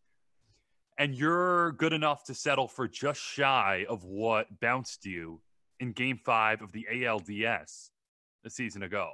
That's what you're settling for. And you can't convince me if you just add LeMahieu back, this team will be as good as it was last year. I don't buy that. I don't buy that DJ LeMahieu, as good of a player as he is, will put up the same production next season. I think that would be a gift if he did so. I don't expect Luke Voigt to be an MVP contender. You're banking on a lot of things to go right, and you have 4 holes in that rotation that you need to plug. Is Montgomery or King or Davy Garcia good as a 4th or 5th starter? Rock solid. I would love them in that role. They cannot be the number 2 behind Garrett Cole. And that's what they are until Luis Severino comes back. What is Luis Severino? Is he on an innings limit? Is he not on an innings limit? What happened to the bullpen? Adam Ottavino stunk last season. The bullpen bit you in the butt when you got to the playoffs. So it was not the same type of bullpen that you were ready to go guns blazing and stifle the rest of the league with. It wasn't that super pen you've been bragging about. This team isn't that great right now. Could they make the playoffs? Yes, I expect them to make the playoffs. But it's not a sure thing if you don't bring back LeMahieu, and even if you bring him back, if you don't have a rotation that you're ready to go to war with. A lot of problems there listed by Emmanuel Barbari. I mean, something to be a little concerned about, it sounds like. And all of a sudden, you got me excited over here. Let me add potentially the manager as a problem on the list. I mean, I don't think Yankee fans are inspired or entrusting of Aaron Boone. So there are issues. And I agree with you. If this team walks away without DJ LeMahieu, just forget about it. I mean, that can't happen. And I don't think that'll happen. I think they will end up with DJ LeMahieu in a Yankee uniform. And I think I give them a little more credit than you do. I know they're quiet, but the rest of baseball is quiet. They're lurking. They're waiting to pounce, and I think they'll pounce. They have something up their sleeve. They are not content. Let me tell you, if you think that they've changed their attitude overnight, the Yankee culture from being content with being one of the best, I don't think that ever happened. I don't think that ever will happen. The goal is still to be the best. Question is, how do you get there? And I think that brings up some interesting questions. Tanaka, is it Tanaka? Why? Why in the world are the New York Yankees not in on Trevor Bauer? Correct. So yeah, that's the issue, is the attitude. So, okay, let's say DJ LeMahieu 2 weeks from now is a New York Yankee. 4 years, $100 million, whatever it may be. And he's a New York Yankee in a couple of weeks. That's going to be treated like a marquee acquisition. That should be the expectation. So there's going to be this round of applause that DJ LeMahieu's back. I understand the fan base loves him. I do too. But that should just be a given. He should be back in pinstripes. And you should be adding on that. The Yankees of old, and I understand we're coming off a pandemic season. I don't buy the fact the Yankees are financially wrought right now after $689 million of revenue in 2019. I just don't buy it. Why are you not in on Trevor Bauer? Why? Severino's not back until June. That may only be a month in the season if the season is pushed back, but still a month without a flame-throwing righty who you expect to slot behind Cole. Why not Bauer? Shouldn't the idea be get to the playoffs next year, have Cole, Bauer, Severino, and Montgomery? Boom. That should be your idea. And then anything else is gravy with Garcia or King or Schmidt or whoever it may be. You need to have that top three that you're ready to go to war with come playoff time. Every World Series team has it. The Yankees don't have it right now. So I have a problem with the fact that Bauer's even not in consideration. That seems to be an afterthought. And LeMahieu is being treated like this huge deal if they get him back. That's not a huge deal. I expect them to get DJ LeMahieu back. And they're making me not expect it by treating it like a big deal. I see what you're saying on that, that you're a little worried about the rhetoric out of Cashman saying that this is our big priority. Right. And you're saying, well, yeah, it should be a big priority, but what about the other stuff? Now, is Tanaka part of the equation for you? Because I think Tanaka is a guy who is serviceable. He's not an ace by any stretch, and he's had his lows and his highs as a New York Yankee, but I think he'll give you good innings. I know that it seems like it's going to be either the Yankees or Japan, but I think that the Yankees should pay him what he wants. I agree. I think if it's not Tanaka, I'd be willing to take another flyer on Paxton, especially since his value has diminished. You need to slot someone in there that you know. You need to slot someone in there who's a proven commodity. Tanaka's not one of the best pitchers in baseball. He might be a 3-starter, 2-starter at best, and you can hand him the ball in a big game. But you need to put someone behind Cole at the very least to start the season that you know has done it in New York, has done it with the Yankees, can do it in New York with the Yankees, and is a proven commodity in Major League Baseball. Not Jordan Montgomery. I respect Jordan Montgomery. He's not a number 2 pitcher. So Tanaka, I don't think will cost the world. Could you give him a 2-year deal and bring him back? I think that's reasonable, especially he's not getting that many hits if he's talking about going back to Japan. So if it's not Tanaka and you say goodbye to him and he ends up back in Japan, good. You need someone else. You need someone else, and it needs to be a Paxton. It needs to be someone you can hand the ball to and know this guy's going to eat up quality innings for me. And Chris, you may see this the same way I do. I'm not sure if Tanaka is that guy anymore where you necessarily say, all right, go out and give me 6 good innings. At least the Yankees don't treat it that way. He's a proven commodity, but is he giving you more than 4 or 5? That's a real question now. So are you looking beyond Tanaka or Paxton? I think that's another question the Yankees need to ask themselves. I think you have to. I think it's a baseline. I'm waiting for the baseball offseason to start to get going. I mean, with the exception of the Mets and the Padres, the other 28 teams in Major League Baseball don't seem to be intent on building a team. The Cubs are talking about trading Chris Bryant, which is a rumor that I should mention was connected to the Mets, although it's sort of been dismissed. I think Martino tweeted today that it probably won't happen.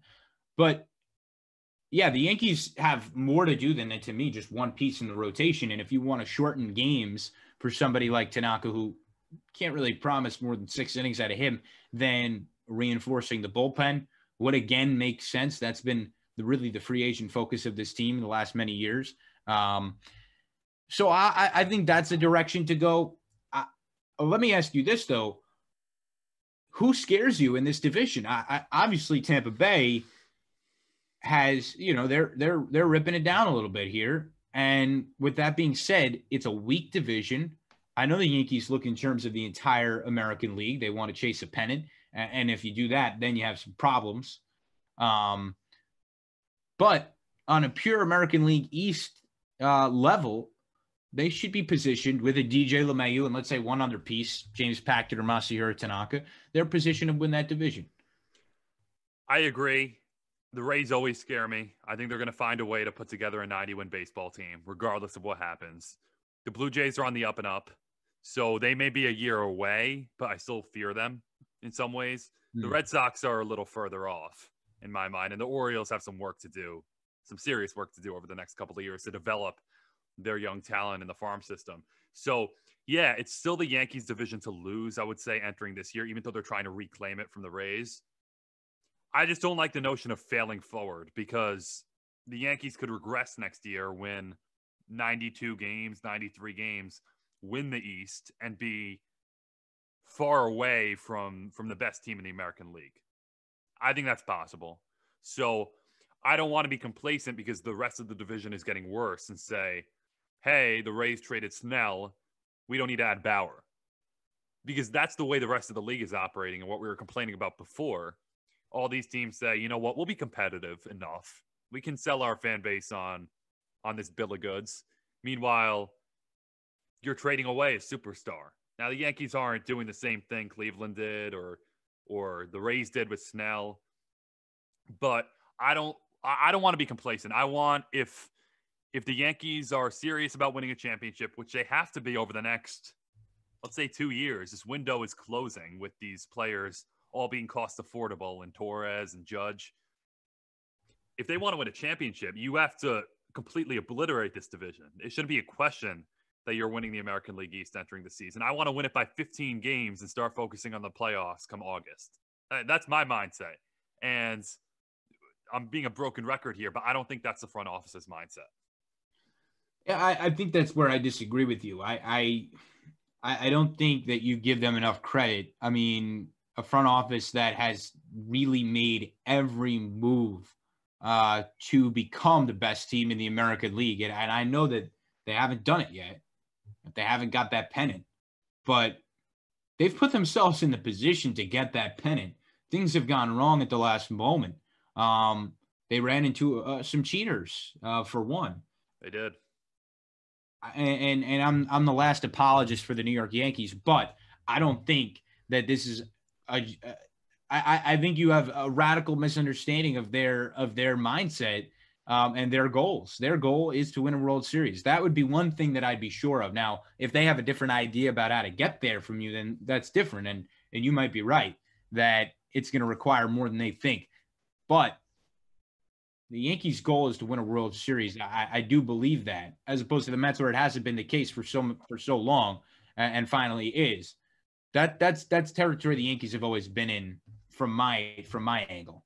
I think they want to get there. I think that's their goal. I never question that with the Yankees. I think their mindset on how to get there has a little bit of misguide. It's almost like we're there.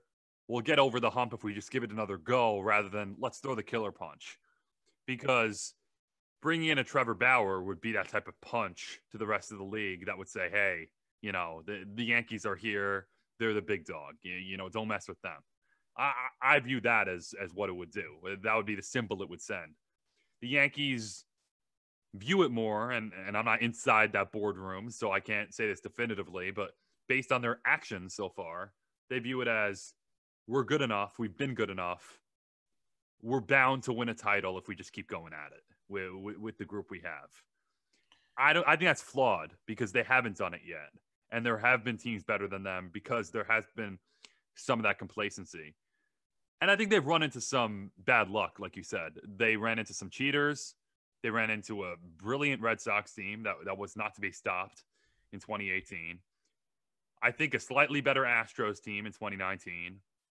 A team on a mission, and the Rays, who had their number in 2020. And in 2020, I will add, the pandemic season, and your goal entering 2020 was to have Luis Severino behind Garrett Cole, and then Tanaka 3, Paxton 4, and really lengthen what would be a formidable rotation.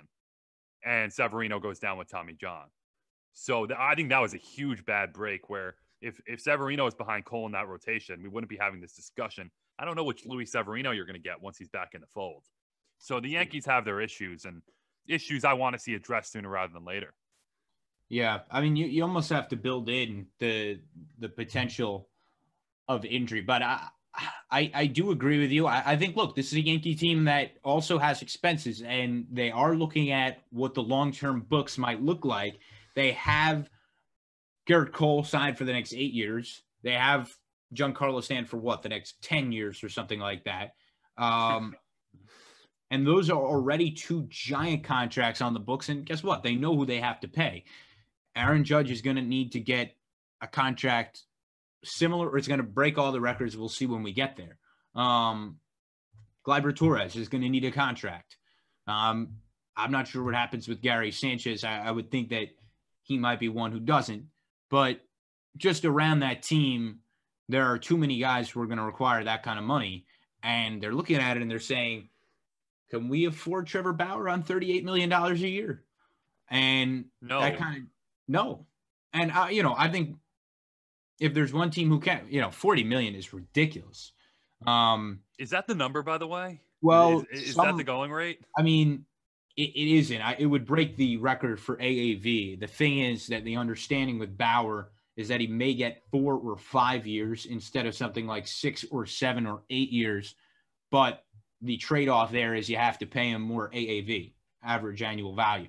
Now, that's something I'd be for. If you could get Bauer on a shorter-term deal and he's been open to anything.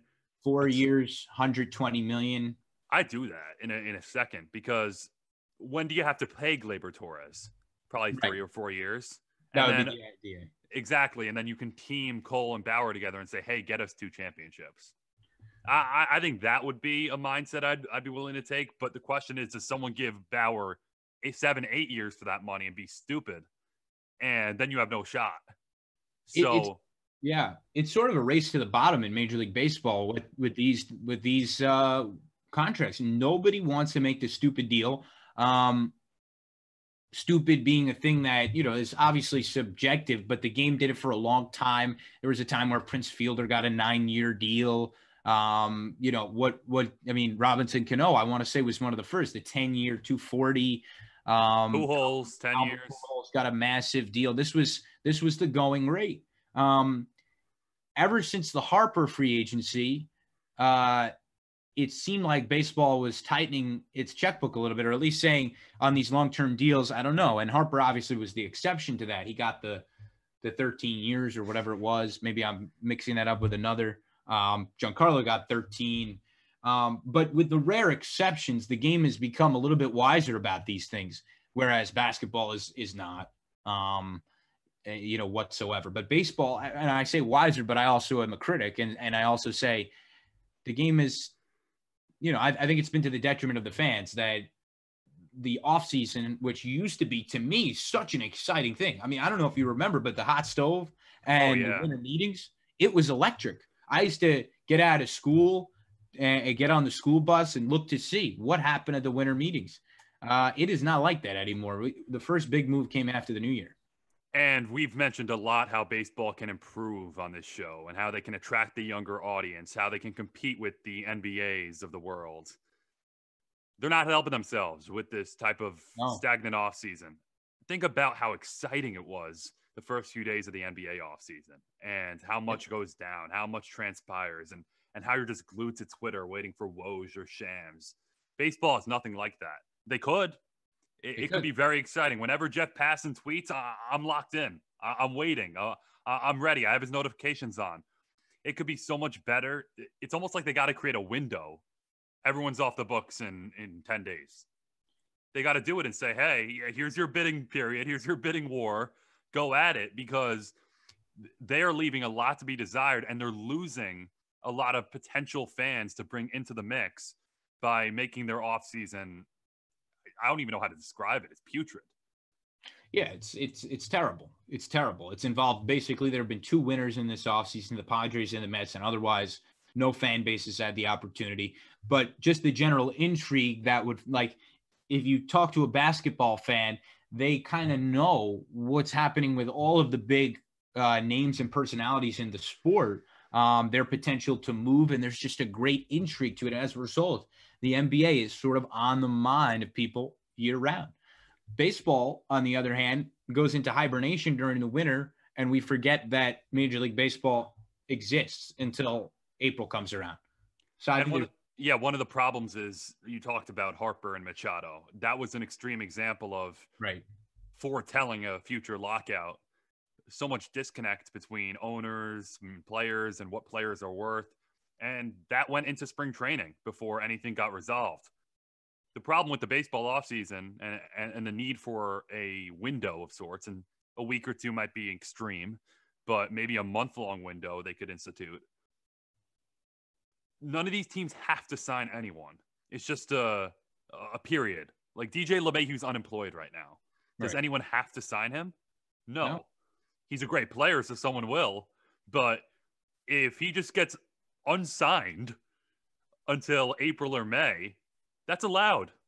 No one has to sign him. There's no free agency period. It's an eternity, essentially. So I think that's part of the problem is no one knows when DJ LeMahieu will be signed. No one knows when Trevor Bauer will go off the books. And I think that's a bigger issue for Major League Baseball that they need to think about.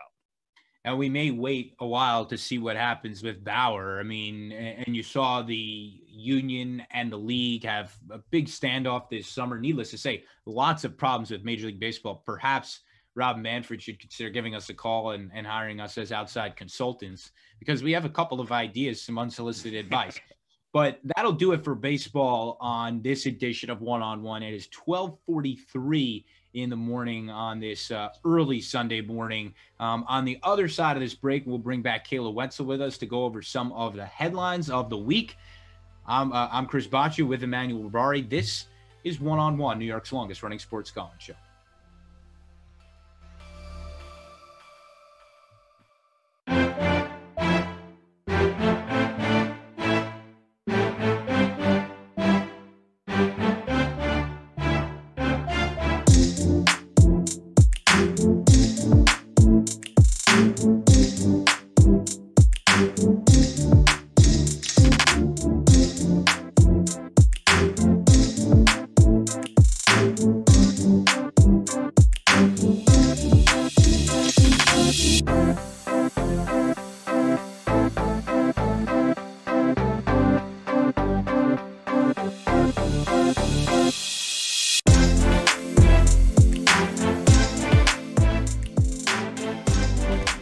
Check out all of our latest podcasts on WFUVsports.org or wherever you get your shows, including NFL Friday, Nosebleeds, Pick and Pod, 5 on 3, College Gridiron, and FUV FC.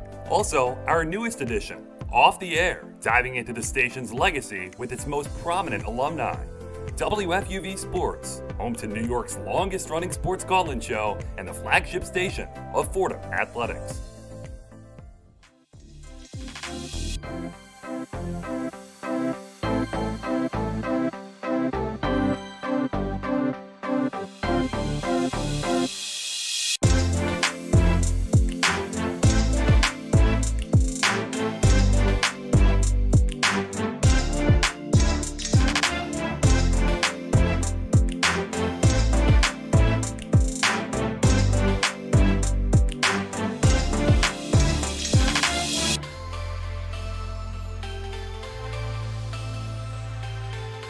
Welcome back to One on One. I'm Kayla Wetzel here with Chris Baccia and Emmanuel Barbari. So on Wednesday afternoon, as we all know, domestic terrorists stormed Capitol Hill, interrupting the Senate as they worked to ratify Joe Biden's win. And the NBA once again found themselves in a strange position to respond to this chaos. So during Wednesday night's games, the Heat and the Celtics kneeled during the national anthem. The Bucks and the Pistons went through with the opening tip, knocked the ball out of bounds, and then kneeled. Many of the athletes have spoke out on social media, including Doc Rivers and LeBron James. And so the NBA, like they did in their response to the COVID crisis and throughout the entire Black Lives Matter movement, have really found themselves to set a precedent in how to deal with these massive social issues. And so I think that this has brought a lot of athletes to grapple with the reality of how to be both an athlete and an active citizen. So Chris, I've seen a lot of people actually bashing athletes and sports places and saying that they should only focus on the game and not make any statements. So where do you really think that athletes fit in speaking out? Well, I think you're right that the NBA is sort of setting a precedent and forming a framework for how athletes should discuss what's going on. This has not been a year where you can just go play sports and not think about or not respond to the events of the outside world. I mean, we've all been forced to reckon with what's happening in our politics, what's happening in terms of public health. And I think NBA players, specifically the leaders of the sport, take LeBron James, the best player in the sport, and take Doc Rivers, a prominent coach, as people who need to say something. It would almost feel wrong to not say something. And I'll add my name I'll add my voice to the condemnation of what happened on Wednesday. A disturbing moment for our country. And there is no other way to think about it other than disturbing. And these players see it, and I don't know how they don't say something. So I'm really glad that somebody like LeBron James stepped up, and Doc Rivers, and importantly, added an element to the conversation that is a part of the conversation that needs to be a part of the conversation, which is the racial inequity that exists in the country. Could not have been seen more plainly than it was on Wednesday. Talk a lot about white privilege, and people have a hard time with that term, understanding that, feel like certainly it doesn't belong in sports. Well, athletes, especially in a league that is mostly comprised of African-American athletes, is a place where it's important to hear the voices of those athletes and say, the element of this that is racial needs to be talked about, because we saw a completely different country when there were massive protests this summer than we do now. And it needs to be pointed out. It just needs to. And I'm glad that people in the NBA who we look up to were among those voices.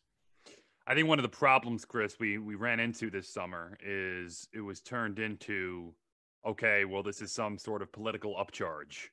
It wasn't a civil rights. It wasn't a social justice movement. It turned into one side basically saying, oh, this is a political get out the vote effort. And that's all it is, plainly and simply. You're right in that it could not have been more clear, the double standard when it comes to restraint, when it comes to law enforcement, and when it comes to how we treat our fellow Americans. If that had been the summer, and in an effort to promote equity and social justice, there had been a storming of the Capitol, we'd probably be looking back at that in the textbooks as one of the greatest massacres that ever occurred. And that's not to overstate it whatsoever. It would have just been chalked up as, hey, you know, and another horrific moment in the civil rights effort and the fight for equity, and everyone would have moved on.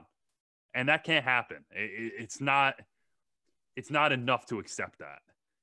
What you had was, as Kayla mentioned, domestic terrorists who charged into the Capitol building, which is in my mind, the most significant beacon and symbol of democracy we have in this country. And they were basically given a free pass to head in, and nothing was done about it. And the numbers outweighed the law enforcement numbers. And that was that. And they were seen in the speaker's office and in the basically desecrating the House floor.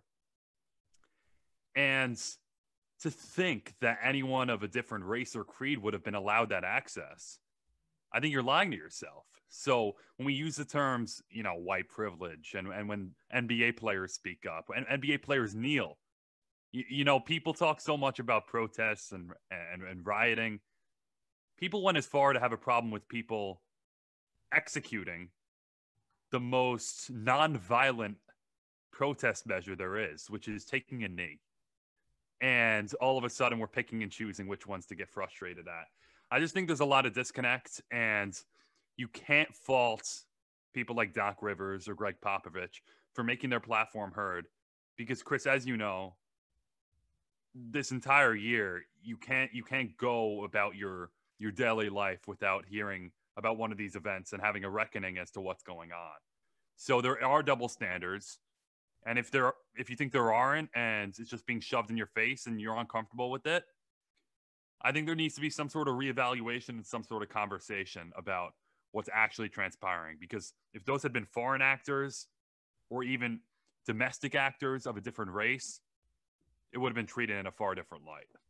No, I totally agree. And I said this when it happened. I was like, imagine if this was people of Middle Eastern descent or people even of another color, the reaction would have been just so different in all of it, in all of the media. And that's why I specifically wanted to make sure that it was pointed out that it's an act of terrorism. There were bombs in the DNC and the RNC. I mean, this isn't something that you can just pretend didn't happen and play your basketball game afterwards. This isn't something that you can like wave off. I mean, this is a huge deal. This is an attack on our capital. Something especially sad and traumatizing, I think, is that the Confederate flag was there with them. And this was the first time it actually ever walked through the halls of Capitol Hill ever. I mean, it never got there during the Civil War. And here in 2021, I mean, that is horribly traumatizing, I think. And so I have actually seen a surprising number of people wish that, oh, we just didn't talk about it, like that people just went along with the game and that sports places didn't cover this. And I just think that how can you be that blind to this? This is horrifying, and it's something that's incredibly traumatic. And athletes are people, and athletes are citizens, and so they have a right to speak out. And I think specifically in the NBA, where I think the stat is like 75% of athletes are African American, this is something that affects them deeply, and that they have an absolute right to speak out about this and kneel during their games. And I mean, like, I think about Colin Kaepernick when he kneeled so many years ago, and we were all of the media was like, oh, can't believe that happened, that's so disrespectful. But this is okay. But rioting against the Capitol, that's okay. And comparing one to the other is like the people who compare what happened at the Capitol to what happened over the summer with riots that happened in the wake of those peaceful protests. I think there's a disconnect there too, because of not only what transpired, and Chris, we were talking about this during the week. How does it happen? Like, this is the Capitol building. Yeah. It's made out to be one of the safest places in America. Like, if I tried to hop the White House fence, I would be shot down. So why was there access to congressional offices and the House floor where you were certifying a presidential election? Like, that had to be paused. And if it wasn't for one smart senator who took the electoral certificates with them when the attack occurred, those wouldn't have existed either. So you knew that day was coming. You knew the rally was coming. You knew people were going to be in front of the Capitol. How does it happen? And again, there's a disconnect as to the color of people's skin and race and what the response would have been in different circumstances. Well, notably, the White House was a place that was totally protected and totally safe during that time, because the occupant of that sacred building, also another sacred building, unleashed this mob on the seat of American democracy. So, I mean, I really have no hesitation to say that. That's obviously a huge part of the tragedy here. Why the quantity of this tragedy, if you will, is so large, because it was unleashed by the president of the United States, the person sworn to protect the country and to protect and uphold its democracy, was the very enemy to it. So that's a huge part of the tragedy here. And this was, let there be no mistake, an insurrection. And the proceedings of a liberal democracy, the greatest constitutional democracy on earth, were interrupted. And I am no historian, but I don't know that we could find another moment where that happened. And Kayla mentioned even the Tratorius Confederacy failed to do that to the United States of America. So the significance is obviously enormous. I think, Emmanuel, you mentioned that the disconnect, right? And where people might be uncomfortable and how perhaps they should reevaluate. Well, that really is where something like the NBA can come into play. And that's why it is a part of this landscape of activism and education and conversation and discussion, especially about issues of race, where we admire athletes sometimes who are of a different skin color. It's important that the discussion happens there because that's a place where we're all brought together from all stripes, and we all watch sports. Not everyone, obviously, but sports doesn't discriminate in terms of who watches these games. And when that's the case, it's a place of power to be able to speak to people who may be uncomfortable, and that they should overcome that discomfort about these issues. And that's the power in it. And that's why not only would I not criticize Doc Rivers and LeBron James and others who have spoken up, but I would praise them. And you think about impact. We always talk about, okay, the contrarian view is you're going to say all this, but then what are you actually doing to impact change? Well, the NBA was front and center promoting voting rights and the fight against voter suppression this year, and making sure that everyone was enfranchised that could physically be enfranchised in this country. They promoted it on their playoff broadcasts. They had someone like LeBron James with the More Than a Vote efforts and making sure that people would exercise their civic duty. But what happened this year? Highest voter turnout in 100 years. 159 million people cast ballots in the general election. So you can't say there's no impact. And sometimes for me, it doesn't take a physical piece of legislation or even a number like 159 million to show the impact. We are talking about this. There's a level of awareness that there wasn't just a couple of years ago.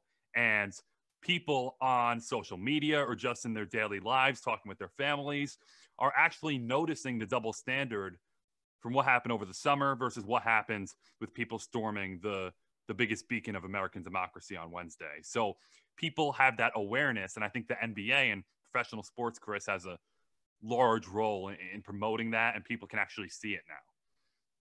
Yeah, I just want to make it entirely clear.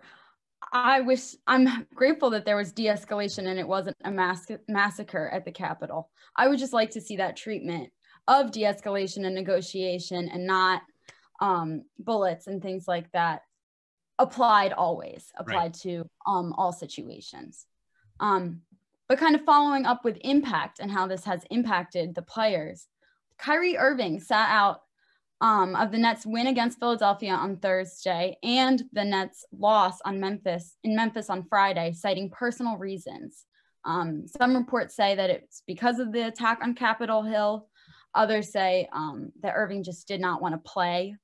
Head coach Steve Nash said that was not the case, though, and that it's a private matter between Irving and Nash. And the Nets were also without Kevin Durant on Thursday and Friday due to contact tracing. And so Durant and Irving are still kind of up in the air for Sunday's game. So I think the lack of Irving shows not only the impact that these social issues have on the players personally and deeply, but it also hurts the Nets as a team. I mean, it definitely enhances their backcourt woes that they're having. So Chris, what do you really make of all this? Yeah, I guess to continue along with what we were saying and take it into Kyrie Irving, one of the things that has happened this year, when you've looked at a basketball court, for instance, less so in the National Football League, but in general in sports, it's been hard to look away from what is happening. And sports in some way is viewed as a refuge, but to some people, it's a place where this, and we mentioned how the discomfort of it all, this is a place to escape the discomfort, perhaps, of talking about some of these uncomfortable things. And sports has refused to be that place now, or at least in the NBA, they've said, we refuse to be a place where you can just watch the game and forget about that and be sort of blissfully unaware. And that's the power in it, like I was talking about before. As far as Kyrie Irving, I'm not really sure, if it's related or if it's not, if it's an excuse or if it's not. I don't know if I could speak to it, so I don't know that I have much of a comment. But in general, sports, and even with a story like this, it's become interconnected in a way that might frustrate some, but to me, it is a really positive thing. If it was directly connected to Wednesday, I might understand it from Kyrie Irving. I would still want that explanation. Right. I would still want him to say exactly why he wasn't playing, because this is a guy who's making ridiculous money to lead a championship caliber backcourt. So I would want to hear it regardless. Number one, we didn't hear it. Number two, we don't know if it's about Wednesday. And I'll give you number three. Kyrie Irving has not been a reliable player for the Nets in the past. We haven't necessarily seen consistent attitude from Kyrie Irving. So I can't really give him the benefit of the doubt unless I know this had something to do with Wednesday. And even if it was about Wednesday, I want to hear that from Kyrie Irving instead of you're asked, why aren't you on the floor? And he says, well, I just don't want to play. That's not going to cut it, especially when this Nets team is struggling, needs Kyrie Irving, and needs to be able to rely on him and go to battle with him come playoff time. So I've made my points heard about Kyrie Irving. I think he's a brilliant talent, but I think he brings a lot of issues that could outweigh the tangible basketball effect. I need to hear what this is all about, and there just seems to be something under the rug that we don't know about, and he owes it to his fans that are basically supporting this organization and allow him to get paid the money that he does as to why he's not on the floor battling with his team. I don't know, but does he owe it to his fans? He's still a person. Does he have to explain every private matter that he's going through publicly? I don't know. I'm not sure that he necessarily is inclined and forced to tell us exactly what's going on inside his head. I don't know that I would want to do that if I was going through something personal. So I'm not sure necessarily that he's entirely it would be nice if he made a statement. I think it would be better than the rumors. He did directly talk to his team, I read, but I don't know. I don't know that he necessarily has to tell all of us what's going on with him. No, I see your point on that. I just don't. You're leading us down a slippery slope if players are to act that way and just have no accountability, because there's a reason why players have to speak to the media. There's a reason why they have to justify their performances. Hey, we're here dissecting games and ripping players, sometimes ripping coaches. We debate things that are much, much more minute and minuscule than large scale country and world issues. So the fact that the players answer to those things, I think, makes it incumbent upon them to at least give something not, I don't want to play. Maybe I'm dealing with something personally within the family. I can't be here today. That may work, but it's the consistent attitude of Kyrie Irving where he gives you nothing and no inkling as to what's going on. And the Nets, if you want to build a championship type atmosphere and culture, I just don't think you can have a player that's I before the team. And that's how I've always felt about Kyrie Irving. All right, we'll leave it there for the headlines from Kayla Wenzel. Good stuff there, talking about the intersection of sports and our surrounding world. Thank you, Kayla. And on the other side of this break, we'll jump into the Jets head coaching search. There's a bit of a carousel there and a lot to talk about in the National Football League. So we'll see you in a bit. This is One on One, New York's longest running sports call-in show.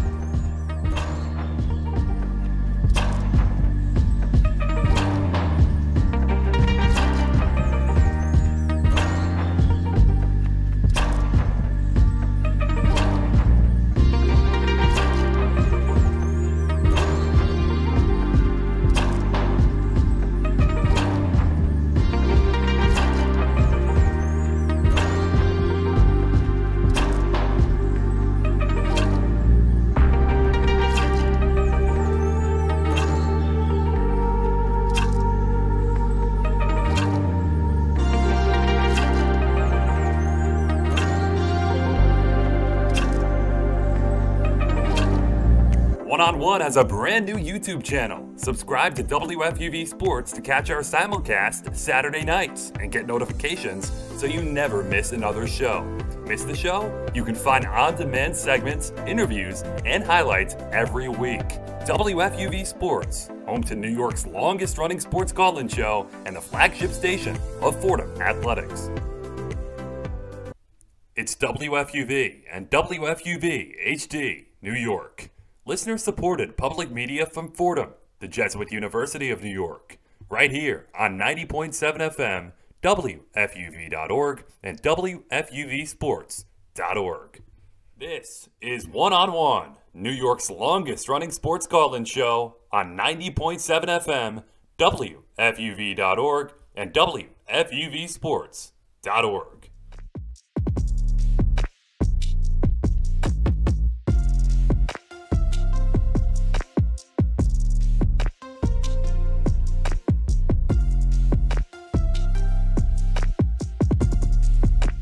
Welcome back to One on One, New York's longest running sports call-in show. I'm Chris Baccia, Emmanuel Barbari here on the Zoom. Alex Wool's doing the production for us. Kayla Wetzel with the headlines this morning, this very early morning. It is 1:07. We hope we find you in the car. It is an early morning, of course, but hope that we can treat you with some sports. Let's get into the New York Jets. You heard Jason Gay talk about it a little bit with us in our interview earlier. And by the way, I should mention, we'll talk to Coach Conlin on the other side of this discussion, the Fordham head football coach. And look, the New York Jets, we said it at the open. We teased it in the open. They got to get it right. They've gotten it wrong the last two times. There are a few names in here that intrigue me. There's a lot of names that I'm pretty ambivalent about. When all is said and done, I'm going to have a hard time trusting that the Jets got it right because they've failed so many times, although it is a different decision-making structure, which gives me some encouragement. But nonetheless, I don't know if there's anyone – we can go through the list, Emmanuel, but I don't know if there's anyone that you wanted to mention. I know that you're a huge fan of Marvin Lewis. I'm glad you harped on the significance off the bat, Chris, because regardless of if the Jets had – not blown away their chances at Trevor Lawrence, regardless of if the Jets ended up with Justin Fields at number 2 or Sam Darnold staying in the fold or even Deshaun Watson, as we were fantasizing about before. They need a head coach. They're not going anywhere without a head coach that can take control of this team and ensure that it at least appears to be a functional organization and works like one moving forward. Chris, who's at your trust tree right now? Because them even bringing in Marvin Lewis for an interview worries me. That's not someone I'm utterly inspired by or would entertain. I like the level of transparency that they're telling the fan base, okay, here's who we're talking to. And it's not through leaks. It's not through speculation. They're literally posting on their Twitter and Facebook pages, okay, here's the person we talked to. And I like that. But Marvin Lewis is not someone I would invite in the facility at any point. So who's your number one? Well, I'm number one at this stage. I'm with you on Marvin Lewis. I'll tell you my number one. If it's one guy, and I have a couple that I am open to. I would tell you if you asked me. Well, I'll just tell you. My number one is Robert Saleh, the defensive coordinator from San Francisco. I think he's tremendous. I think he's run an unbelievable defense. He is a hype man. It's hard. It's really hard to evaluate head coaching candidates from the perspective of a fan. I don't get to sit in the room with Joe Douglas and interview the candidate. I imagine that if I did, I would have a lot more clarity on the issue. It amazes me that someone sat down in an interview with Adam Gase and said, that's our guy. Don't let him leave the building. Let's get a contract. That's besides the point, neither here nor there, and water under the bridge at this point. I want to get his name out of my mouth. But again, to me, a stunning thing that somebody interviewed him and said, this guy is a leader. They got sabotaged by Peyton Manning. Peyton Manning. Basically screwing them again. A second time. And I guess they say it's not what you know, it's who you know, because there's no way Adam Gase had a good interview. You can't sell me on that. And it's not water under the bridge ever until the Jets get this head coaching hire. Right. True. That's true. But I'm not sure I want a D coordinator though, Chris. I'm not sure if I want to go down the Todd Bowles route again. Now, Salah may be someone who comes in here and is not the statue that Todd Bowles was and turns this into a Rex Ryan type situation where there's a lot more spirit and energy surrounding the organization. I think that's number one. You got to make this feel like it's a special place to be. Do you like Eric Bieniemy, or are you going down that road? Sure, I absolutely would. I'd be happy there. He seems to be the hottest coach on the market. Him and Salah, honestly. Obviously, he coaches under one of the best in the game in Andy Reid. He's got a Super Bowl, but his quarterback happens to be Patrick Mahomes. So it's hard to make an evaluation, which I think was the problem with Adam Gase. I mean, he had a pretty darn good quarterback in Peyton Manning there, Hall of Famer. And guess what? He wrote him a good reference letter, so he got the job. I would say I hope that the Mets look into it a little more. Did I say the Mets? The Jets? I hope that the Jets take a closer look here. Let me just look at the list of coaches here, because there's Bieniemy, there's Salah, who we mentioned, Jim Harbaugh, off the market. Not a guy that I was interested in to begin with. What a terrible extension, by the way. Yeah, that's another story. But Michigan wants him back for some reason. But luckily, I think for the Jets that he's not in the fold, although obviously a proven winner at the professional level. Matt Campbell of Iowa State. This is a really interesting one because he obviously runs a program and he has had success there, won a bowl game this year. This is one of those moves that, Cliff Kingsbury was somebody who came out of school, and Matt Rule last year to the Panthers.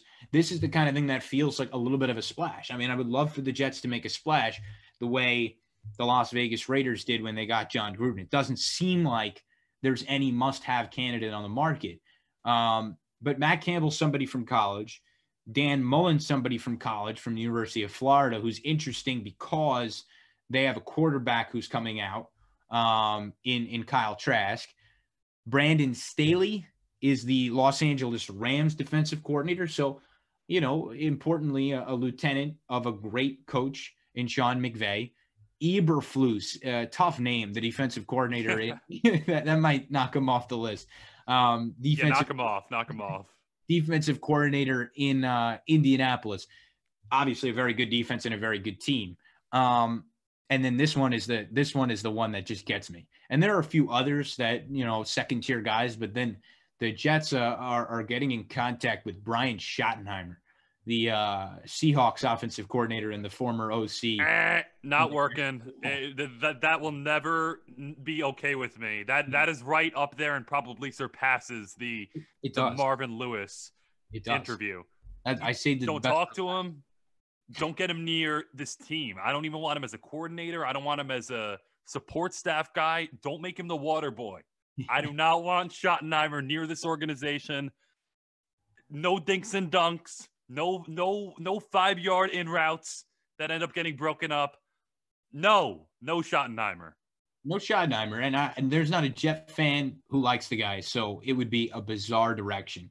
But on the list, and again, it's really tough to evaluate. If they got Bieniemy, I'd get behind him. I'd get excited. Every team in football in the last couple of years has interviewed him. So it seems like he is overdue for a job, a promotion. Obviously, whenever you promote somebody from the coordinator spot, you don't know the kind of head coach they are. And so that's going to be scary for the Jets one way or another. But I like Salah a lot. I think one big point here, and this is what Jason mentioned in our interview, is that the Jets do not have an attractive head coaching job. And truthfully, when Adam Gase took the job, it was attractive. He had a young quarterback entering his second year in Sam Darnold. He said if we pair him with an offensive coordinator, and Le'Veon Bell, I should mention, came in that same offseason. So there was very sexy team when Gase took over. Sexy job, good opening. Not the case now. Yes, they have the number 2 overall pick, but it would be a lot better if it was the number 1. And guess who also has an opening? The Jaguars. I'm taking the Jaguars job over the Jets job because I'm probably starting by default with Trevor Lawrence or the quarterback of my choice. I take the Chargers job over the Jets job. They have Justin Herbert there. I probably take the Falcons job over the Jets job. They have a potential Hall of Fame quarterback.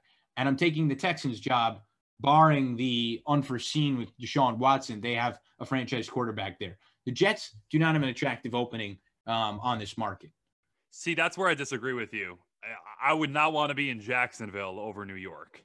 If you have an opportunity to take this Jets team to the promised land, and you have some building blocks here, the Jets have proven this year that at least they have some sort of desirable talent on this roster. There's a lot of building to be done, but there are a few building blocks there. I don't buy it. I would not go to Jacksonville over New York. But you would go to all these other places, right? Detroit, sure. Detroit, Atlanta, Houston, Los Angeles. I may be biased, but I think there's something to being in New York and having the opportunity to bring a team like the Jets to the promised land. And if you don't come here, you're scaring away. I challenge all these coaches to seriously consider what you have here. And basically, the indications I've gotten from every Joe Douglas interview is that this head coach will have a level of dictation over where they go at the quarterback position. So it's not like you're locked into Sam Darnold. True. It's not like you're locked into this roster.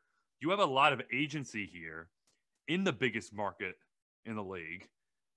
I kind of like that. I'm not sure if I want to end up in nowhere, Jacksonville, Florida, or Houston.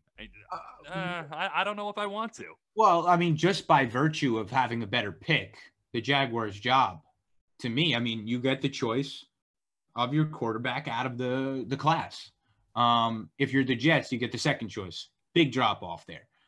Now, if you're a believer in Sam Darnold, okay, maybe you want the job. Maybe Eric Bieniemy believes in Sam Darnold. I'm not sure what would lead him to believe that if he watched a single game this season. But if he does, come on, you know, take the challenge. I invite you. But I don't think that Sam Darnold is the franchise quarterback here. The team does need to go in a different direction. I'm not sure if they should do it at number 2 overall. I might be more inclined to get a bundle of picks instead and trade down.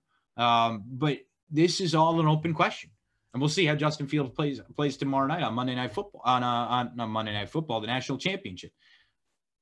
We'll see. The main question I have for the Jets isn't proximity or market location. I think the Jets will always be an attractive job for a head coaching candidate.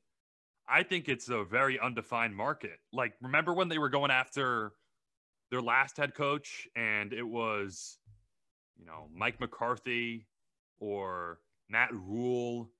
They wound up on Adam Gase, but there were a lot of desirable candidates who you potentially could have had, and you basically had a prospect list and a proven Super Bowl winner in Mike McCarthy as well. Of course, that hasn't worked out in Dallas thus far, but this year, I'm not sure who I want on that list. Bieniemy's, of course, the number 1, I would say.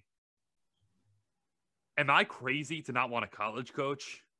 Especially after taking so many flyers on coaches in the past. I'm not sure I want a college coach who's never done it at the NFL level. I kind of like what the Giants did. They brought in someone who's an NFL coach, who's not an offensive or defensive coordinator, special teams. So basically, he oversaw everything. He was a football coach. He wasn't a specialist.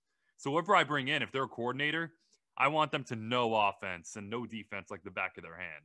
Or make sure it's a collaborative effort to the extent where you're not Adam Gase and you're completely delegating one side of the football. I don't think that's a recipe for success. So for me, at least, I'm scaring away from college. I'm scaring away from a pure coordinator, just a quarterback's coach or someone like that. Yeah, the issue is I don't know that it works that way. I mean, there's only a handful of those special teams guys who end up with the jobs, Harbaugh and Joe Judge being the other. It's sort of a rare thing. That is sort of the question. And for the Jets, it's a question they seem to be faced with every 2 years when they have a head coach opening. I mean, we've been through this now all the time. I mean, I got behind Bowles. I got behind Gase. In every case, my trust was just shattered piece by piece by piece. So I am almost open to going in another direction. I think that every coordinator, that every coach, head coach, the last 3 have all proven that somebody who is too connected to one side of the football will not have success. You could say it about Gase, who thought that Greg Williams could handle the defense completely, and he turned out to be a disaster, both culturally and as far as running the defense. You have a problem with Bowles, who also didn't have a good grasp of the quarterback situation, and the same with Rex Ryan, who couldn't make a leadership decision at the quarterback position or on offense because he was a defensive guy. So I'm wary about a coordinator, which, you know, if you get the enemy or Salah, whether it's offense or defense, in either case, you're tied to that. That's why the college option has a little bit of appeal. Matt Campbell, a head coach, Dan Mullen, a head coach. But then again, Adam Gase was a head coach. So that was a big reason why they brought him in. To me, this is a conversation that can just go around and around and around. And really, we're not going to sit here on Zoom and figure it out and understand, you know, who the Jets should hire. We know it's not Brian Schottenheimer. We think it's not Marvin Lewis. But beyond that, how much can we say about the Indianapolis defensive coordinator, Eberflus? I mean, I'm reading a little bit about him. I like what I see. He's running a good defense. But do I know until I see him on the sideline at MetLife Stadium? I don't know if I know. Well, that's the problem with all these candidates. You will never know how they look on the sideline at MetLife Stadium until it actually happens. We may love the hire. We may love his press conference. We may love the moves that are made this offseason. We don't know how they're going to coach. We don't know how the Jets are going to ultimately play. And that lack of a crystal ball is actually why we do this. And we even talk about it and we speculate and we wonder. But that's the reason I think these college coaches even get any run or get any play or even get experimented with, because they're head coaches. Like you said, a lot of these NFL candidates are coordinators or specialty guys who don't inspire me. I don't love the look of that. That's why Marvin Lewis probably is even getting an interview. As much as I hate it, he's been a head coach.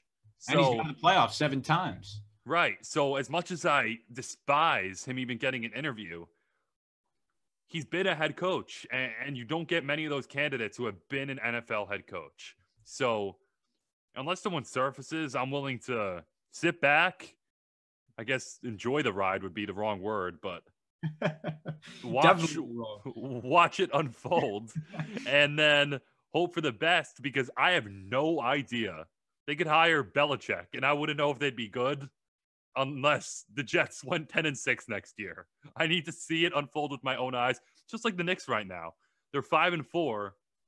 I need to see this happen for a good 40 games before I believe my eyes. Yeah. Tough I need to see it happen with the Jets. I don't know. Very tough loss last night. The Knicks might have come down to earth pretty quickly there. That might have been the true Knicks. But I mean, one thing that we do know is that if there's a repeat of what we saw with Adam Gase in his opening press conference, then you know for sure that you don't have the guy. I mean, that's like the bare minimum that you have to get right. Rex Ryan had an awesome opening press conference. Todd Bowles, if I had it, was probably not memorable. Joe Judge had an excellent one. So it's a bit of a signal, but I don't know that it tells anything, as long as it's not what Adam Gase did, which was the biggest red flag, had all of us saying, who hired this guy? I wanted him to get fired after the press conference, which is the lowest bar you can set for the new head coach, is get through the press conference without us all thinking it was a huge mistake. I want something like what Todd Bowles had, where I don't want Todd Bowles' tenure, of course. I want the press conference to be forgettable, because I think it's so dumb that we judge these guys on what they say to the media before they even coach a game, before they even lead the team through a practice. So I want that press conference to be forgettable, and then I hope it turns into a good tenure for that reason. But Gase disqualified himself on day one. He did. And I think the benchmark, the bare minimum, actually this below the benchmark, this is in the abyss, is this guy's got to go through a drug test and show up to the press conference looking like a functional human being, which Adam Gase did not. I think they would have found something if they ran the test, and maybe they would have changed their mind. But in any case, we'll find out hopefully soon, and then the Jets can get on with the business of the offseason, getting a quarterback, figuring it out. We are at 1:26 in the early morning, taking you until 2 a.m. here on One-on-One. On the other side, we have the head football coach of the Fordham Football Rams, Joe Conlin, on the introduction of a new spring season. We're pretty energized about it. So is he. So you'll hear from him some of his insights on the new shortened season in the spring. as the team gets a chance to play some football, which is good for everybody involved. So we'll leave it there on one-on-one, and we'll come back in just a couple minutes.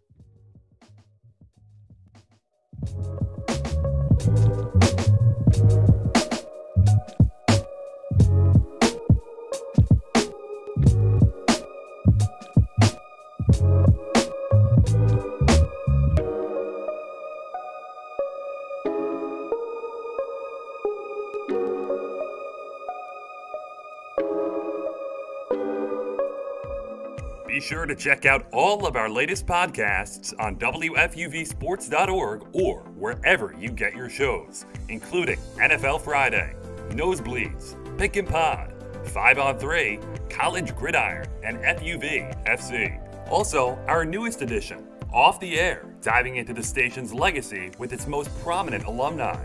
WFUV Sports, home to New York's longest-running sports call-in show and the flagship station of Fordham Athletics.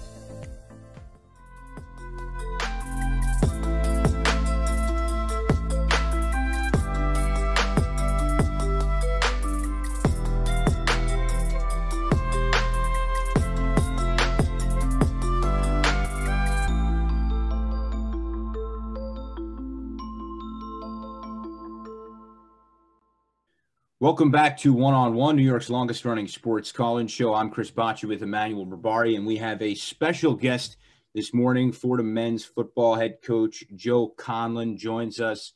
And after some excellent news last night, we learned that Fordham and the Patriot League are going to have a 4-game spring season beginning on March 13th, going until April 17th. First of all, Coach, thanks so much for joining us this morning. Thanks for having me. It's great to be on the show, and obviously we're pretty excited about this news. And us too here at FUV, because we're gonna have the chance to cover your games and get the chance to have Fordham football back for our entire university community. First question, just how glad are you to have the chance to have a spring season, get the guys moving again, get a chance to have real football, 11 on 11 in the Patriot League again in advance of another season next fall? How important is you guys get game action? I think it's very important, obviously, that we practice football, because we were able to play a little bit this fall. We got 6 practices completed, but really it's giving our guys something to work for. And we weren't going to do anything our team didn't want to do. So we reached out to each player, and asked them as a man, are you ready for this? Do you want to do this? Do you guys want to compete? And I couldn't get the sentence out. These guys were ready to go, and they just want to play, and they want to get back to normal in some way, shape, or form, whatever that looks like. So thrilled for our kids, thrilled for our coaching staff. These guys just want to be able to do what they love to do and be around our guys. Coach, before we got on, you were talking about how you have ways to go before you start playing the games and competing at a high level. How much of a gap do you feel you have to bridge between now and March? From on the field, that will come with practice. It's everything else. I've been texting with Sam Diamond, our director of football operations, this morning already, just about, okay, everything that has to be covered. You guys mentioned you're covering us. Okay, now if you're in the travel party, now we have to count for that. And it's, and you're more than welcome. But obviously it becomes but now we have to get you tested, right? And we have to figure out the locker room. We have to figure out meals. We have to figure out everything. So it's, even when you start practice and how you dismiss the guys at the end of practice is affected by this. So in anticipation of this, we've been calling around to all of our friends and the business guys who've played, teams that played this fall and trying to figure out best practices. What did you like? What did you not like? And how did you kind of get through it? So, there's a lot that needs to be hammered out, but well worth it to get the guys back on the field. Having this pandemic affect everything that you do, not in a business that can so easily move to a remote world, your spring work, of course, obviously the fall season, what's it been like navigating, leading this team throughout a pandemic in a remote environment, the practice you've been able to do? How's it been being able to keep this team prepared now for a new season? It's not something I'd like to repeat, but it's been interesting and it's been a challenge. And I hate Zoom. I'm sick of Zoom, and but Zoom meetings with the team are great, because it's interactive and the guys have personalities and they all have different backgrounds and stuff like that, But I think my staff and I would all say if we never have another Zoom staff meeting again, we'd be okay with that. But it's been. You do what you got to do, and we're still very fortunate that we still get to do what we love. We're still getting paid. Fordham's been unbelievable, so can't really complain. And a lot of people have it much worse than we do right now. So we missed out on a season, but everyone gets the eligibility back. We're going to be able to play this spring. So there's this thing's been very, very difficult for a lot of people. It's been an inconvenience for us, but listen, who's going to complain? Let's go, let's get it. And, we're on to the next thing, and the guys been great. My staff's been great. So, let's go. Coach, sticking on that note for a moment, back in March, whether it be then when you really weren't doing any football activity, there was that pause for everyone, or in the fall now where you're doing football activity, but with those COVID-19 restrictions, as coaches, you spend your entire career trying to coach one way and making adjustments on the fly. What were some of the first things your staff did to prepare yourselves for the environment? In terms of when we were fully virtual or when we came back? Fully virtual. Okay. Yeah. Well, the first thing you do obviously is, we had scrimmage that Saturday. We were supposed to practice the following Tuesday. We got shut down on a Monday, and we were 6 practices in the spring ball. We were having a great spring practice. So the first thing you do is you figure out strength training, right? If you can't practice, you figure out strength and conditioning. And Coach Gilfetter and our strength staff did a fantastic job with that. And then, the next step was, okay, how do you continue to recruit? And what can you, what do we have? What resources can we use? How do you figure that out? That all out. And, to their credit, the NCAA has been extremely flexible with what you can do from a recruiting standpoint, with obviously instituting the dead period, but what you can do kind of because of that. So, you do a lot of Zooms with recruits, you get them involved with your student athletes, which the NCAA is allowing you to do. You Zoom with the parents, you try to do everything you can to build that relationship the same as you would in normal times. You can't get people to campus, so you do virtual campus tours. You walk around campus on FaceTime with student athletes. And then when gyms shut down, what do you do? Okay, so I got guys scattered across the country. They're at home, but okay, they're training, they're working out at gyms. They're doing okay. But when gyms close, okay, now we got to figure it out. Now we have to figure out, and our strength staff did a great job of reaching out to kids. What equipment do you have? Okay, this is what you can do. So there was never, and it's very similar to when we came back, right, in the fall. You have to think of every situation. You can't leave anything to chance. And when you think you have it figured out, there's another thing that's going to come up that you have to address. And that's part of running an organization. You have to think of those things, and it's outside of your comfort zone. But that's when you become better. So it's been an interesting challenge. Coach, you enter your 3rd season here at Fordham. Last year, you're able to take a step up, win 4 games, get a win in your last game here at home. What are you looking to do in the shortened season? What are the goals? It's a shorter year. You're not going to have the chance to play a non-conference schedule. What are you looking to do in a 4-game schedule? Yeah, we talk very little about winning, and it's not. We just want to play with tremendous effort and tremendous attention to detail, and that's what we're trying to do. We're a year older basically everywhere, and we only had 6 seniors on that team in 2019. It seems like that was the last time we played. It seems like 100 years ago, but we only had 6 seniors on that team, and so I think the statistic was 93% of our returning starters are back. So that's, it's exciting. But you just want to see these guys play with unbelievable effort, unbelievable resiliency, like, we showed down in Georgetown or against Richmond at home. And you want to see them just play and just have fun playing.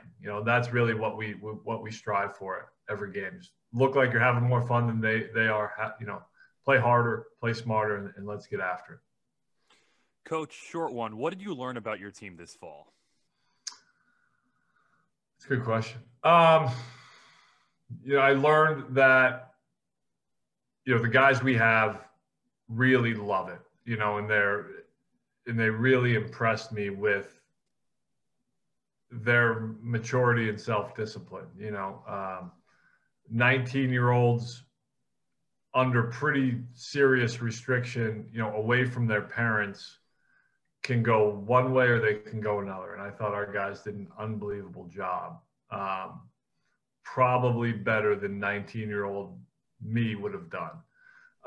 But they really surprised me with how seriously they took this, their devotion to each other, and how they can sacrifice, a semester of the quote unquote college experience for each other. And they understand that they're probably going to have to do that again, and then hopefully next fall we're back to normal with the rollout of the vaccine. But their willingness to do that, the leadership from the captains, there were 2 weeks there when the city came in and they wanted to review some things, so we couldn't really have official workouts where we were doing, the captains were running stuff, and we didn't skip a beat. So proud of them, and just can't wait to get them back to New York City.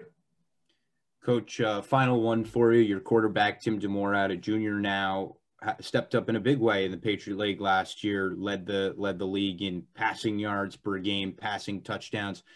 Took a jump. What do you look for him to do in the shortened stint? And then I guess we can lend that right into next fall. What kind of step do you want to see him take and your team take behind him?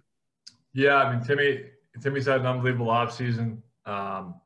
Really, he's becoming a leader. He's 218 pounds now. He's a tremendous work ethic in the weight room, on the field. He and Coach Decker have a tremendous relationship. So Timmy's been fantastic, and he's getting it done in the classroom. He's been up over 3.0, I think, every semester but one. He's been tremendous, and he's really working at it. And, we'd like him just to continue to develop as a leader. And on the field, he really took a step, especially towards the end of the year. I thought his best 2 games were his last 2 games, which is what you want, what you want out of a sophomore quarterback. We just like him to continue to make plays with his legs. And, we want to get the ball out of his hands quickly. We got to do a better job up front of keeping him upright, and he's got to do a better job of, either getting rid of bad plays or using his legs, because he's a pretty good athlete. But really excited, really glad we have him. Just a tremendous kid to be around, and a great representation of Fordham. Coach Joe Conlin, we thank you so much for the time, and best of luck to you and your team this season. Thanks, guys. We'll see you in March. All right. Thanks, Coach.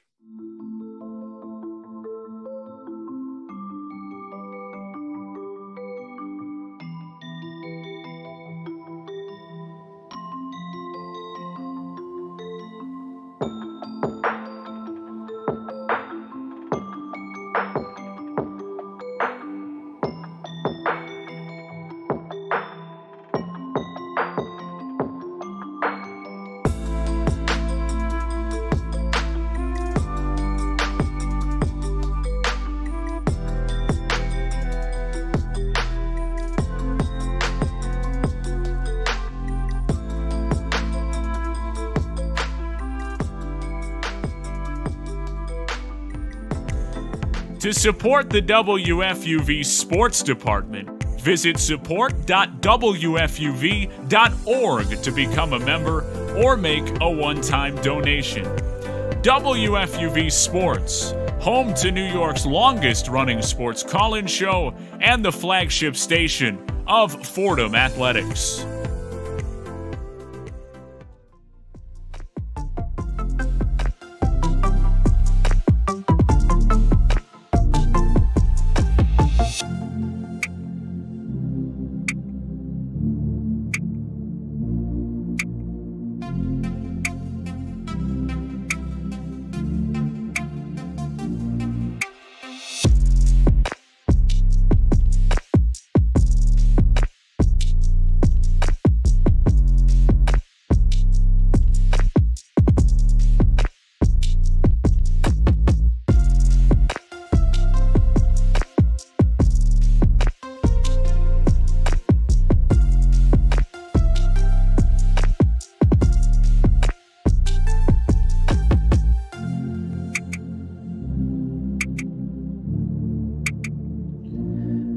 Welcome back to One on One, New York's longest running sports call-in show. We are coming up on 1:43 in the morning, just over 15 minutes until 2 a.m., and we will take you until then. And it is wild card weekend, the NFL. And let's look ahead to some of these Sunday games. You saw what happened Saturday, and you just know how hard these games are to pick. Emmanuel, the playoffs have arrived. I didn't know if we were going to get here. Now we have a day in the books, a day still to come of Wild Card Weekend, which is really one of the most weekends because, especially this year, you have 2 additional games. But anything could happen in Wild Card Weekend, and then we move to the divisional slate. So just your thoughts. I can't even believe we're here. It's hard to believe, and the NFL didn't get here without its bumps and bruises. They had to move games around. They had to play games on Wednesday before the tree lighting. I remember we were talking about that on a previous one-on-one. Just wild stuff that had to occur this year to make sure every game got in. But, Chris, every game got in. There weren't any outright cancellations. There wasn't any flux in competition. The league forgo the idea of doing any sort of bubble for the playoffs, so that's not going to happen. You hope they don't get into a situation where they have to move any playoff games because of some sort of quarterback dealing with the coronavirus or any of that issue where there will be a competitive balance edge type of situation. But we're here. For all the criticisms of the league, we're here. We get playoff football in what was the year 2020, now 2021, much of the same. And Chris, I'm just so excited for this because you have full slates of playoff football for the foreseeable future, the next several weekends, and that's what we love. And we got here, and we're going to stay here, and the NFL has proven that. We've arrived, and you've already seen some issues with the Cleveland Browns. It seems like they have their house in order, and that the spread has been contained. They'll be able to go against the Pittsburgh Steelers tomorrow night at 8:15, or I should say tonight at 8:15. It is the early morning. And that's sort of the game that we all have our eyes on tonight. But, 2021, I keep thinking this. I don't really feel like it's a new year. I mean, I still think we're in 2020 until we've escaped. I keep saying it. I was just leading myself into saying it's 2020 and anything could happen and all that stuff. It is 2021, but hey, we don't make the days. We just live them. And you basically have 24 hours and you move on to the next one. December 31st is no different than January 1st, other than the sense that they created an arbitrary 24-hour period for us to live in. So, I'm getting a little philosophical on you there, but you're musing. It's 2020 until we get some form of normalcy. I've turned the page to the new year, but not to the fullest extent. But we have football to discuss, which is awesome. The essence of 2020 continues to follow us, but the playoffs maybe breaks us out from it because it is really exciting. Let's talk about these Sunday games. I think let's just go in order of time. 1:00 game, Baltimore, Tennessee. A lot of intrigue here. This is a rematch of last year. Obviously, Tennessee knocked off an outstanding Baltimore team with Lamar Jackson last year. This year, Tennessee, the better team and the favorite. Actually, I shouldn't say that. Baltimore, 3-point favorites here. But this game can go any which way to me. I love Tennessee. I think if Baltimore has an advantage, it's because of the revenge tour and what they've been able to do toward the end of the year. But I'm sticking with the Tennessee Titans. I think they find a way to beat Baltimore. They're just too good. Derrick Henry, just too good. I love what Tennessee did in the playoffs last year, and I think that kind of follows them, that mystique. They know they can do it, and they play a brand of football that's very conducive to January and February. They ground and pound. They have a brilliant running back in Derrick Henry. So if there's any way that Tennessee would win this game, and it's about a coin toss here as who's going to win, it rides in the trenches, and I love that brand of football, especially when you reach the postseason. I do like Baltimore, though, as you mentioned, the revenge tour, to eke it out here. They're on a 5-game winning streak to end the season, won in pretty dominant fashion, bounced back from those midseason woes.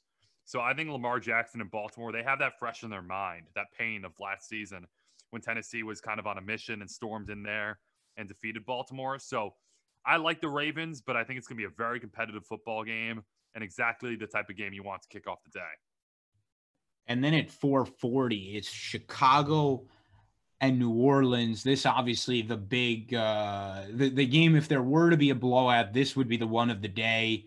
10-point favorites in New Orleans. Chicago, to me, obviously they snuck in. It wasn't a bad year for them, but I was shocked that they found a way to make the playoffs because I just never believed in them after they got off to the hot start. Then they settled, and then they got in. But this is New Orleans' game to lose, obviously. One of the more underrated storylines of the playoffs is everyone was giving the NFC East such a hard time all year, but you have an 8-8 football team playing the New Orleans Saints in the NFC side of the bracket. So, for all the criticism of the football team and the Giants and the Cowboys and what was a woeful division, you have a pretty substandard Chicago team facing New Orleans. New Orleans didn't have a pretty season by any stretch of the imagination. They don't come in as that same type of dominant force per se as I think I would view them as in previous seasons. Drew Brees kind of had to piece it together near the finish line, but they're the superior team. And I think this is a good game for New Orleans to start with because I don't think there's really any fear that they'll lose. And if they want to kind of ride this entire thing out and get to the Super Bowl, it's almost like a training wheels type of game. I like New Orleans big in this one. And depending on how the seeding shakes out, we'll see who they play. But I agree with you. I think that they are vulnerable to an NFC team like Seattle. As far as tonight, 8:15, Cleveland, Pittsburgh. I mean, this one has a lot of intrigue written all over it because the Cleveland Browns are in the playoffs for the first time since, I believe, 2002. The Baker Mayfield-led Cleveland Browns are in the playoffs against a Pittsburgh team that they found a way to beat in Week 17. This game is really intriguing to me because Pittsburgh started the year 11-0, and I just never believed in them. I believed in them, but I did not think they were a true 11-0, and they corrected toward the end of the year. I think they are vulnerable. I think Cleveland could beat them tonight, and I think I'm riding with the Cleveland Browns to pull the upset of Wild Card Weekend and knock out the Pittsburgh Steelers. Did you ever think you'd say those words 5 years ago? Just wild when you put it in perspective. But I agree with you, Chris. I don't like Pittsburgh entering these playoffs, and I never thought I'd be saying that 5-6 weeks ago. I loved Pittsburgh in the beginning of the year. I thought they were winning the games kind of with ease, and they hadn't really tapped into that fullest potential even when they were 11-0. Then they went on a little bit of a spell. They really came back down to earth in a harsh way. And I love what Cleveland's done this year. They've established an identity, and Baker Mayfield has found himself above all else heading down the stretch here. I think in his last 9 games, I saw something like only 1 pick for Baker Mayfield. And that's not only significant to me because of the development of him as a quarterback. It's that he's not doing too much, and so much has been made of that. That's huge in the playoffs. You can't be making mistakes. You can't be getting frazzled. You need to manage the game. You need to keep your team in it. And I think the Browns can do all those things, and I think their defense can compete as well. I like the Browns, man. I do, and I think the Browns have the capability to go pretty deep in these AFC playoffs. And look, we're both out on a limb here. There's no question about it. I mean, this is not a popular pick at all. There's very much the possibility that Pittsburgh, an experienced and seasoned playoff team, and a 12-4 team at that, comes out and shows the Browns how to play playoff football. And this is a Browns team that has no exposure to this environment. But something is just hitting me the other way and saying the talent on this Cleveland team bests out of Pittsburgh. I mean, offensively, they could be the team to overpower Pittsburgh's tremendous defense if there was one with the backfield. Nick Chubb, Kareem Hunt. I like what they have as far as receiving options and Jarvis Landry and Odell Beckham and others. So I think Cleveland has a shot. I think they could beat Pittsburgh. I'm going Tennessee on the early game. I'm going New Orleans in the afternoon game, and my upset is Pittsburgh. I'm sorry, Cleveland over Pittsburgh. And we'll see what happens. We'll see how the bracket shakes out as far as the one versus the who it'll be. Kansas City has the bye in the AFC, Green Bay the bye in the NFC. And, naturally you look at the 1 seed and the 2 seed. In normal years, they have a bye as well. And you say, I think if you ran the statistics on it, you'd find those teams in the Super Bowl more often than not. It's hard to bet against either of those teams. It's hard to bet against the Patrick Mahomes-led Chiefs. Question is, can somebody take down one of these 1 seeds next week? That's the big question. I think we only differ in one matchup for our Sunday slate, which is the leadoff game. And I like Baltimore. You like Tennessee and Derrick Henry. I like this as a 1 seed type year. And I think a lot of pundits and experts are trying to overthink it. You have some good candidates out there. You have a deeper playoff field this year. A lot can happen. But there's an air of dominance, I think, on both sides of the spectrum this year. You have Kansas City in the AFC, who some people are claiming vulnerability to. I don't see it. I don't see that in a 15-1 football team that just won the Super Bowl, showed no hiccup, and had Patrick Mahomes, who's proven it on the biggest stage. So, Chris, I'm not sure about you. I love Kansas City riding this out here. And on the NFC side, I think there's that same air of dominance to Green Bay. I think a lot of what you've seen this year is an Aaron Rodgers-led team basically just thwarting their competition left and right. We haven't seen Aaron Rodgers reach that stage in some time, especially since his first Super Bowl. But those great quarterbacks, man, you probably need multiple rings to showcase if you want to put yourself up there with the best of the best. I think Aaron Rodgers will be on a mission to do so. So I think it's a 1 seed type of year. What about you? No, I hear you. I am a believer in the Super Bowl hangover. Obviously, the Kansas City Chiefs did not feel that hangover at all in the regular season, but sometimes there's delayed effect, as we know. And I think the Kansas City Chiefs, I don't pick them to get ejected in the first round, if you will, but I see them as a team, and it's not for any good reason, that could lose a game here down the line just by virtue of the Super Bowl hangover. The Green Bay Packers, on the other hand, I think they're on a mission. I agree with you 100%. And I think they are as prepared to win a Super Bowl as they've ever been under Aaron Rodgers and now Matt LaFleur in his second year as head coach. So I'm a big believer in the Green Bay Packers on the NFC side. On the AFC side, I like Kansas City. I like Buffalo, but we may end up seeing a 1 seed playoff. I agree.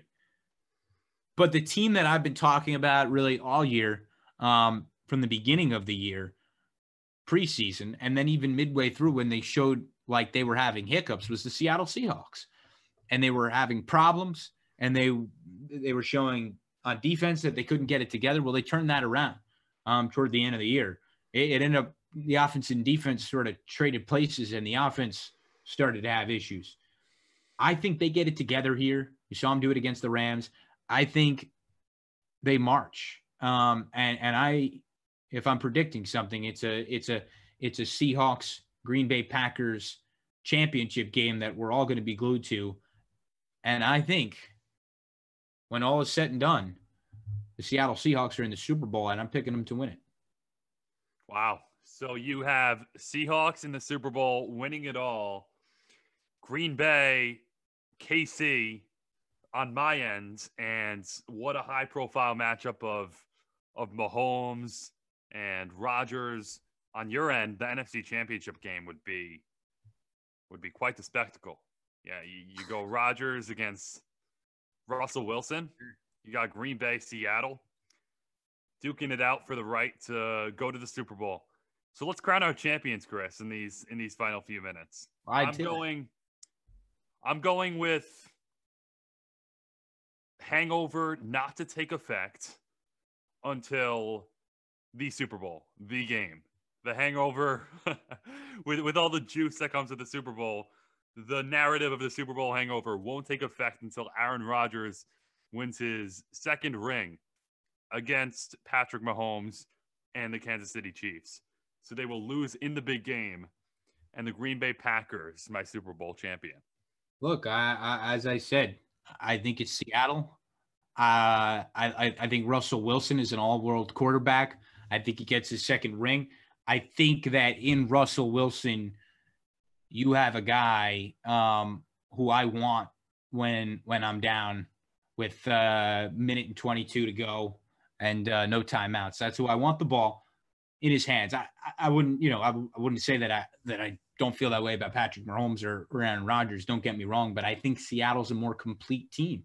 I mean, this is a defense that on paper ought to be good, wasn't good, got it together. So now they're here. Now they are complete to me. And they can really do it as far as Russell's weapons. I don't think he's had weapons like this ever with DK Metcalf and Tyler Lockett and others. So I feel really good about this Seattle team. I certainly was doubting myself halfway through the year. You could roll the tape on me about week 10 or 11 saying I think they get out of the NFC. And at that time, they were very vulnerable, and I admitted it as such. But here they are. I think they're as strong as they've ever been. They get a big win on Saturday, and I think they win. I think they win it all. All right, Chris. Should be an interesting ride. Should be an interesting ride. It's here, like we said. It has arrived, and that's what I like about this time of year. You can fantasize about the matchups you desire, and even if they don't come to fruition, we'll all be watching. But we picked some marquee ones. You picked a very high-profile NFC Championship and Super Bowl. I picked a very high-profile Super Bowl, and a lot of legacies on the line as well in these NFL playoffs, and that's all you can ask for, especially this year. But a 3 seed to win it all. And we will see a great slate of football for you coming up today. Thank you for joining us all the way up until 2 o'clock in the morning on this early Sunday morning. We hope you enjoy the rest of Wild Card Weekend, and we hope you enjoy another week in sports. We'll meet again next Saturday here on One on One, New York's longest running sports call-in show. For Kayla Wetzel with the headlines, Emmanuel Barbari with me here. I'm Chris Baccia. Alex Wolves is our producer. Bobby Chaffardini, our sports director. And One on One is a production of WFUV Sports. Have a great Sunday and rest of the week. Thanks for joining us.